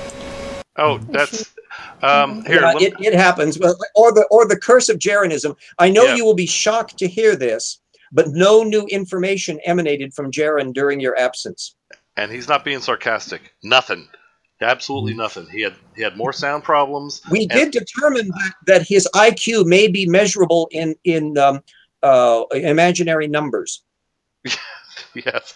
The only interesting things that occurred were in the interaction with the public chat. That was it. It was nothing but Jeranism jumping from pictures to pictures and saying, not even refuting them, just saying, look at like there's Star Trails. Look at that. And in a disbelieving tone. Yeah, it looks fake, so fake. It just looks so fake. Yeah. And we are now at your timing is perfect because there's only 1 minute left of Jeranism crap. So I congratulate you on your wisdom. Condensed Jaren last minute. And he's lost control of his audio again. Can anyone tell, because I can't see it, it's far too small on the screen, what that little scrawl is that's going along between the two things at the bottom? Is that just like gibberish or announcing the impending edge of the world, or is it like the Dow Jones Industrials? It's repeating NASA lies over and over.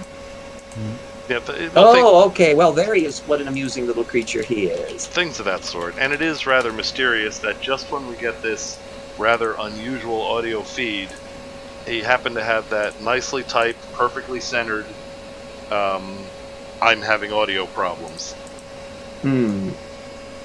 More than a coincidence? I don't know. I think it's part of the Penguin conspiracy. Oh, gee. Thanks for watching. Oh, you're thanking us for watching this? Yes, thank you for taking a ball-peen hammer and putting it into your eyeball. Funny how the audio is all fine now, which means he had time to do post-production. Subscribe to Globe Busters live Sundays, 12 p.m. Pacific time. Subscribe to Jeranism Raw. Oh, raw. Your geocentrism, flat Earth, as raw as you can get. I'm trying to do more of Kevin here. Got it. Support if you like the work I'm doing. Like hell will freeze over first. We can ice skate there. Okay, replace all those things. PayPal, Coinbase. Yeah.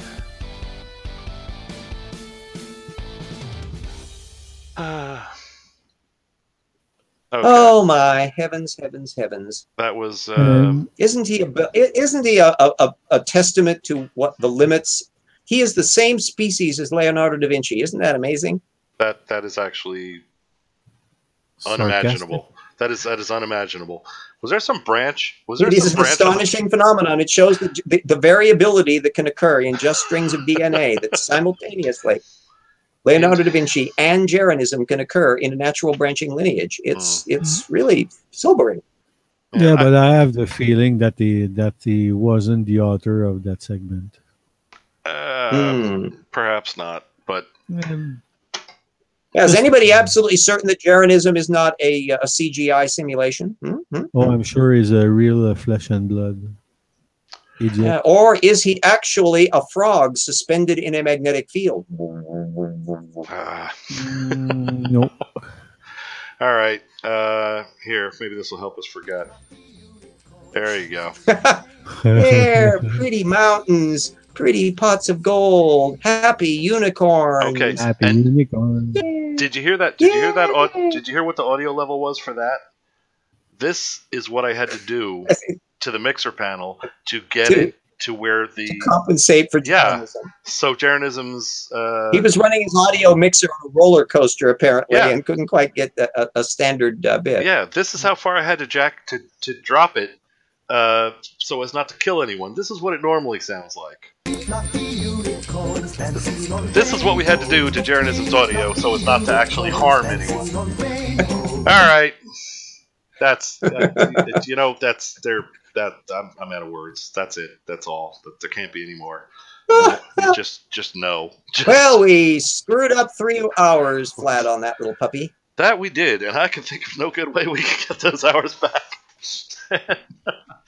All right, that's it. Well, we did learn important lessons about Jaren's learning curve on free apps. I did manage to keyword like 6,000 some odd photos in the time that it took to watch these videos. All right, so productivity did occur. Excellent. Yeah. All right. Well, it was somewhat predictive. Or productive. Productive. And I learned how to spell a magnetic sound in print Did I say form. predictive? I really love that. Thank you. You did it first, yes. But what I was thinking was kind of not what it was one of those instances. First case, who is up for another Jism video? Okay. If you think you're gonna admit with a line like that, no, there'll be none of that. No, I'll be here. All right. The pug will bite you. Yes, Fino, you're right. We skipped another subphotonic because it was. I mean, none of you deserve to be tortured to that level. Yeah, there is a certain perverse oddity to Jeranism because he does have these weird moments when he's trying so hard, but there's a lazy, nasty, vulgar annoyance to subphotonic that is in a different ballpark because Jeren is snarky and stupid, but he's generally a polite, snarky, stupid. Yeah, and he says things. See, that even if they're wrong, he says things that we can respond to. Think back to subphotonic. It was he just said what we were seeing on the screen in a wise ass tone. Yeah, it's basically just stupid and it's just wrong. Yeah, like sort of what Jeren did in the last half of that crap we just watched. That's subphotonic. Well, that's when he gets tired. You know, his little neuron has moved as fast as it could for the previous 2 hours. And, you know, he starts wearing out and he's put the jammies on and he needs to kind of go down with the blankie. So he goes back to things that he's familiar with. Like, let's pull up some pictures and say they're just stupid. All right. Okay. Fino has a request. And I'm willing to grant that request. I see what you mean. To put a stop to Jeren videos for at least the rest of August. Yes. Oh my! How many of these damn videos does this jerk have? By the way, I've never counted. Hell, quite a few. And all right, well we can try that. But I mean, first, we're gonna need to know where he lives, I guess, if we're gonna put a stop to Jeranism videos. Oh well, you know, won't he just disappear in a puff of smoke during the eclipse? It might. All right. let's call it. Let everybody recover. It's the reverse of a vampire during the sunlight. The eclipse comes out, and with the absence of that, he just goes and disappears into a kind of decaying mass of flesh on the floor. That would be an interesting horror movie, about the true nature of the Jeranisms and that. I think that's something that for Paulogia to continue doing when we go into full-blown movie. Yeah. So you just said Jaren disappearing in a puff of smoke in the same paragraph with horror movie. What? How is that a horror? Well, yeah, actually, it would be like a happy musical or something. We should have singing in that. And then we bring out a whole Bollywood number. You see, Indeed. And so I think you want to have an international appeal. Yeah, well, I mean, that could be big. I mean, let's have Jaren flying across an open field, saying the hills are alive, and then poof, gone. Yeah, well, we could have Jaren coming in first on like a flying carpet, and then we could have a bunch of little Bollywood numbers on there, and then of course we got to have Gerard Depardieu to do the French tie-in, and then we got to make sure that Josh Rogan does a little walk-on part. If we do this right, we can demographic this for at least 90% of the planet, and we got to move quickly before the world is destroyed in the war with Korea. All right, and you gotta at least add in a few people that I'll know. Because I have none of them. None of them. Yeah. None of them made my list. Okay. Well, we can bring up a stuffed caricature of Betty Davis. And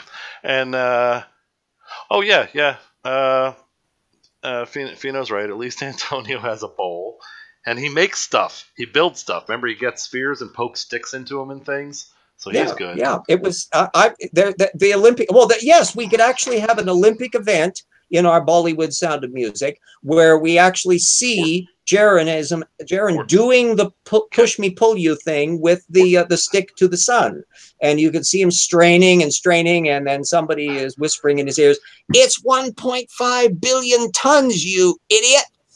Indeed. All right, we're like some kind of special flat earther Olympics for Special Olympics for flat earthers. Oh, you just gave I think you just gave me a great idea. This is getting to be a really interesting production on here. We can go an awful lot of tropes in there. Yeah. Well, aside from the theater thing, which means we're done talking about the theater thing, Tao, you just gave me a very interesting idea. What about it? I already made it. Oh, the best device invented, worst device invented by flat earther to prove their point. No, not the worst device. Special Olympics for flat earthers. Oh, okay. Yeah, the idea that what you said, what that triggered in my head was, I got to dig around for the worst devices shown as proofs of a flat Earth concept. We got Antonio and Paul with the worst experience. Yeah. Yeah. They have to have built something. Like, remember the guy with the paper plate upside down and the GoPro stuck to the record player? That kind of thing. Or kind of. And then you make a home kit where you can build them on your own, and we sell them as a series. Oh, I don't make money. Off of flat Earth stupid. Or like I did in my videos, segment called Flat Science. And you'd make no money, RJ. No. We did. Besides, they don't want to actually build models. Besides, we don't sell stuff. We give stuff away. All right. Well, that being the case, Speak for yourself. Oh yeah, I mean over here. Yeah. There'll be no selling. Not while I'm here. So. Yeah, I still love Jaren's spinning aquarium. Well, what was that, Jaren? Wasn't that somebody else? Was that Jaren or somebody else? No. Did the spinning aquarium. Jaren didn't do the spinning aquarium. That was. No, that was a different guy. That was a different idiot. Yeah, it's getting so hard to keep track.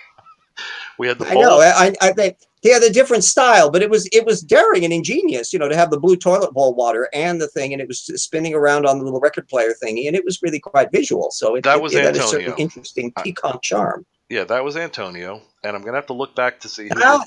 Antonio. Yeah, is he only known by that name, like Fabio? Antonio Subarat. Some people call him, like Subway Rat, or various. Oh, damn it! I was really hoping he would just have a single name because it sounds more pretentious that way. No, unfortunately, yeah, Antonio Subarats. He's the one that did that. I don't remember who did the record player with the GoPro and the upside down paper plate and all that crap. But they have, although none of them have demonstrated what they were hoping to demonstrate, they have made some very interesting devices. And I think at some point in the future we're going to dedicate a show to all of those wacky ass devices. And thank you, Tao, for giving me that idea. And all right. On that note, what do you think? Who's had enough of this crap? My hand is up, by the way. I've had enough of this crap. Okay. My hand is up, too. Tao, have you had enough? Up, yes. And my hand isn't even up, but it's up metaphorically. Metaphorically up. Tao, what about you? Hand up? Enough crap? Oh, yes, yes. All right. And just everybody, even people who are not here, read the description. Everybody's channel is in there and all that sort of thing. Does anybody want to say how great they are? Anybody? Bueller. I'll just say evolution slam dunk, damn it. There you go. NASA. And Tao. Science. I would say Ceti Alpha. Yeah. Oh, Emma May, beautiful, those magnificent morons and their spinning machines. You had to trigger him again, didn't you, Emma?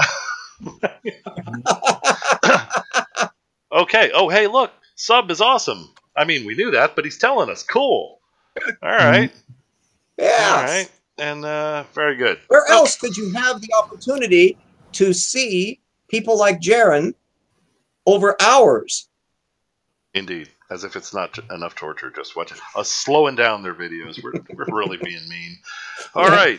We have had six Around winners. The flat Earth in 80 days. Uh-oh, that's connecting up with me too, convenient. Oh, my God. Stop triggering RJ. We've had a grand total of 6 winners tonight. Jason, My Dixie Wreck, Para got one. He's very happy. Gilgamesh, Jemshin, and Sewer Tapes. All of you, I'd like some shipping addresses, please. Please email them. Email only, because they can't get lost if you email them. Folks have sent them to me in other ways, and I just haven't freaking got them. On G Plus and all that sort of thing. All in one place, I can find them. Email, shipping address. A mitt you shall have, and you shall be saved from facial damage due to face palming. Okay. Well, I'm trying to, Sub. A minute. Oh, I'm sorry. What did you say, Tao? If I can take a minute to have a warm thank you to the people who subscribe to my channel and the great comments that they put on it. It's very appreciated, and when I have time to respond, I'll try to respond to every one of them. So I'm quite surprised. Indeed. It's hard to keep up with the comments, isn't it, Tao? Yes. Plus, YouTube's damn spam filter putting things in spam that should by no means be considered spam. Rational, decent comments, not a bunch of wacky links. I got to constantly go digging through the spam filter, and there doesn't seem to be a way to turn it off. I'd rather have crap showing up than have good comments, that might be missed, or someone requesting something or information or something like that.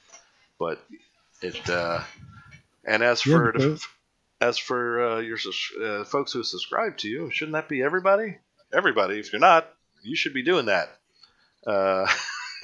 Tao Ceti Alpha is real easy to find on YouTube.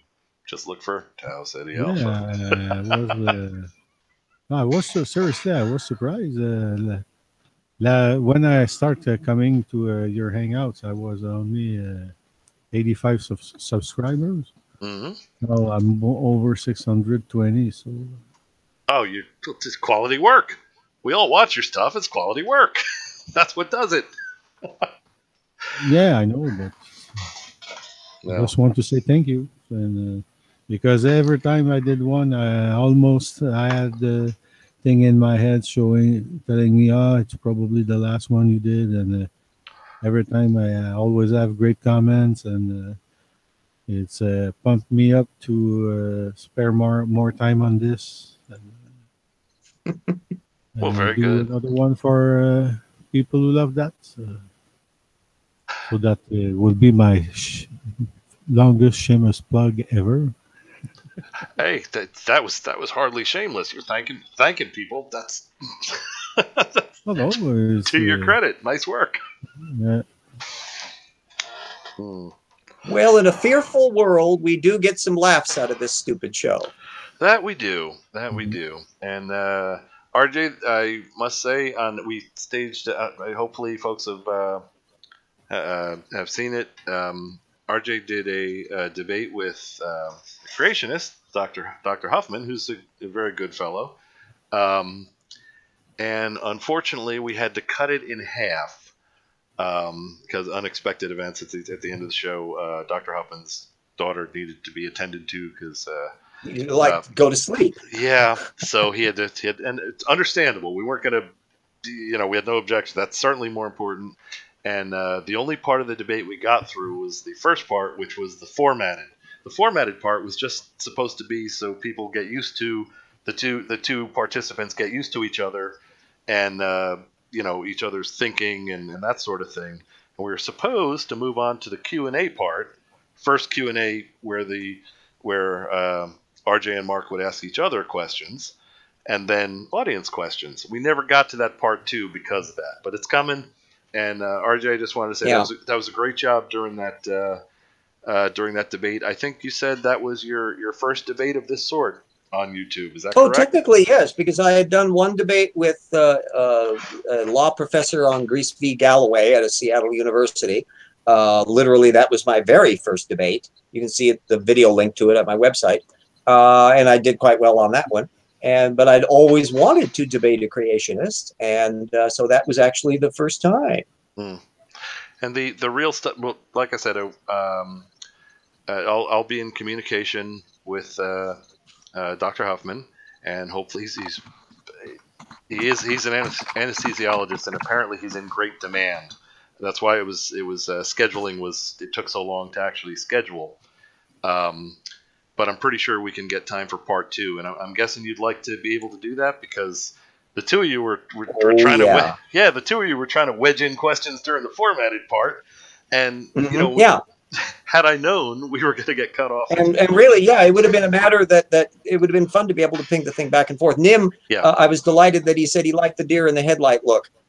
When I asked him if he checked his sources. And that, for me, was the sublime moment, because that was exactly what I was expecting the reaction to be, that he was, totally like I'd hit him with a flounder, that he'd never thought he'd ever would need to, do that. Well, yeah. Well, I'm going, Tortugan alert. Yeah. Well, it's a different world we'll just call it the faith world, because I believe there's a tendency with the whole having faith thing. You probably would, by extension of that, have faith in the people who are preaching certain ideas and things, and so one might be less likely to check for primary sources. That might be that is part of the apologetic tradition. I mean, but essentially the inability to tell the difference between a secondary source and a primary source. That's part of the core problem, and you find that in virtually everybody. Jeranism is in his own way an exact illustration of that. It's just in a super duper extreme form. And the same thing for the anti-vaxxers. Everybody, it's independent of context. There are always people that they have little things they really want to be true, and they only scavenge around for stuff that fits them, and then their brain turns off. And it literally doesn't occur to them to inspect both sides on the matter. All right. Well, everybody, and I don't do shameless plugs because you guys are obviously already here, and so the only thing I will say is upcoming events. Fortunately, the eclipse, we talked to NASA about this, and in place of this month's shield check, they agreed to place the eclipse with a nice buffer day around it, so that it's not going to interfere with next week's movie night. And we can still do the eclipse live and all that. So I would like to thank the people of NASA for moving the eclipse. See, it was supposed to be on the night of the 18th, and that would have shot. That would have shot. That was really thoughtful of them to arrange that, because of course it takes a while for them to do all of that CGI. Yeah, absolutely. And don't forget, who runs the moon projector? That's Andy, isn't it? Doesn't Andy? Yeah. I think we need a round of applause for Andy running that moon projector, because that takes a great deal of effort. He has got to make sure the D batteries are always fresh. He's doing a kick-ass job. I mean, it's always on when it's supposed to be on, because I've checked on him, because honestly I wanted that job, and I was hoping he was going to screw up, but he hasn't. Okay, I think everybody's aware that at this moment I am babbling, and we should not have that. Cara, since do you have anything you'd like to add? We're kind of elbowing you out of this conversation. Oh, I'm good. Okay, just checking in. Apologies for the rudeness. It's just consider it my brain being bludgeoned by the stupidity we just experienced. So it's okay, I understand. I always enjoy seeing Cara's cat nebula when the logo comes up. I love the imagery of it. Indeed. All right, everybody, get me those shipping addresses, and your prizes shall arrive post haste. And anybody who was supposed to get one that didn't get one, it means I didn't get the address. And please email only, because that's the only way they'll all be in the same place. Only. And indeed. In fact, I don't know why I did that wacky accent. Again, it's. I don't know. Perhaps you are being taken over by Inspector Clouseau, and you will become a murder inspector. L'inspecteur Clouseau. Clouseau rocked. Clouseau. All right. Remember, I speak French. Yes, indeed. Or Belgian. It's depending upon whether or not you are Hercule Poirot. Please, it's Wallon. It's in Wallon or Flamand. Exactly, and that's why it's cool to be in Belgium, because in some of the towns, like in the capital where it's mixed population, or in some of the resort towns like over by the water and all that. One night, all the French primary speakers, because people speak both, and these will come out and paint over the street signs that say it in a language that is not theirs, and then seeing that the following night, the folks like the French speakers will come and paint over the Flemish one night as a joke, all the street signs in town, and then the next day the Flemish people kids will come out and paint over the French, so none of the signs are functional anymore. It was a similar thing like that happened in Alsace-Lorraine, except it was a little more serious. It was called World War I. Yeah. Well, that was different. That wasn't as much fun, really. It wasn't as lighthearted. No. It was taking their graffiti issues, I think, a little too seriously. Indeed. All right. So, I'm pretty sure everybody knows what time it is. Anybody want to make the call? Oh wait, you know what? First, let us express our thanks to our one great benefactor who makes all of this possible for all of you fine people. Our good Associate friend, Professor David 313. Yay! That was like Kermit the Frog, wasn't it, in the opening of Kermit the Frog. David 313. Yeah, David rocks. And by the way, I also need an address for David, so I can send him.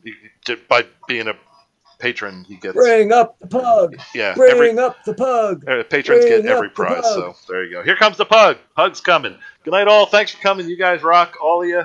And see you next time. All right. Pug. Oh yeah, pugs rock.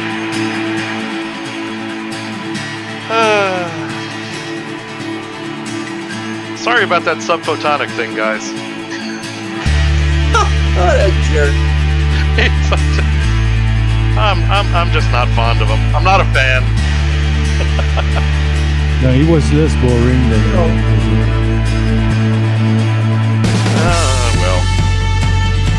Terrorism has the difficulty being really long. So he tends to go on and on and on and on and on. Indeed. With his stupidity.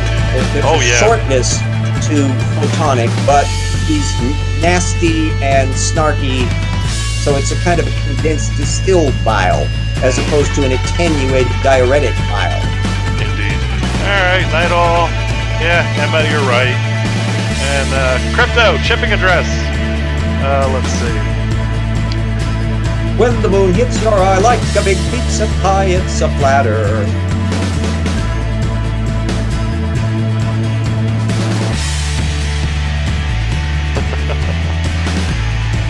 Jaren was worse than subphotonic. Okay, yeah. The low, we'll call it low production value. Night, Crypto. We always have a damn good audience, you know? Oh, that was a lot of good commenters in there. Oh yeah, absolutely.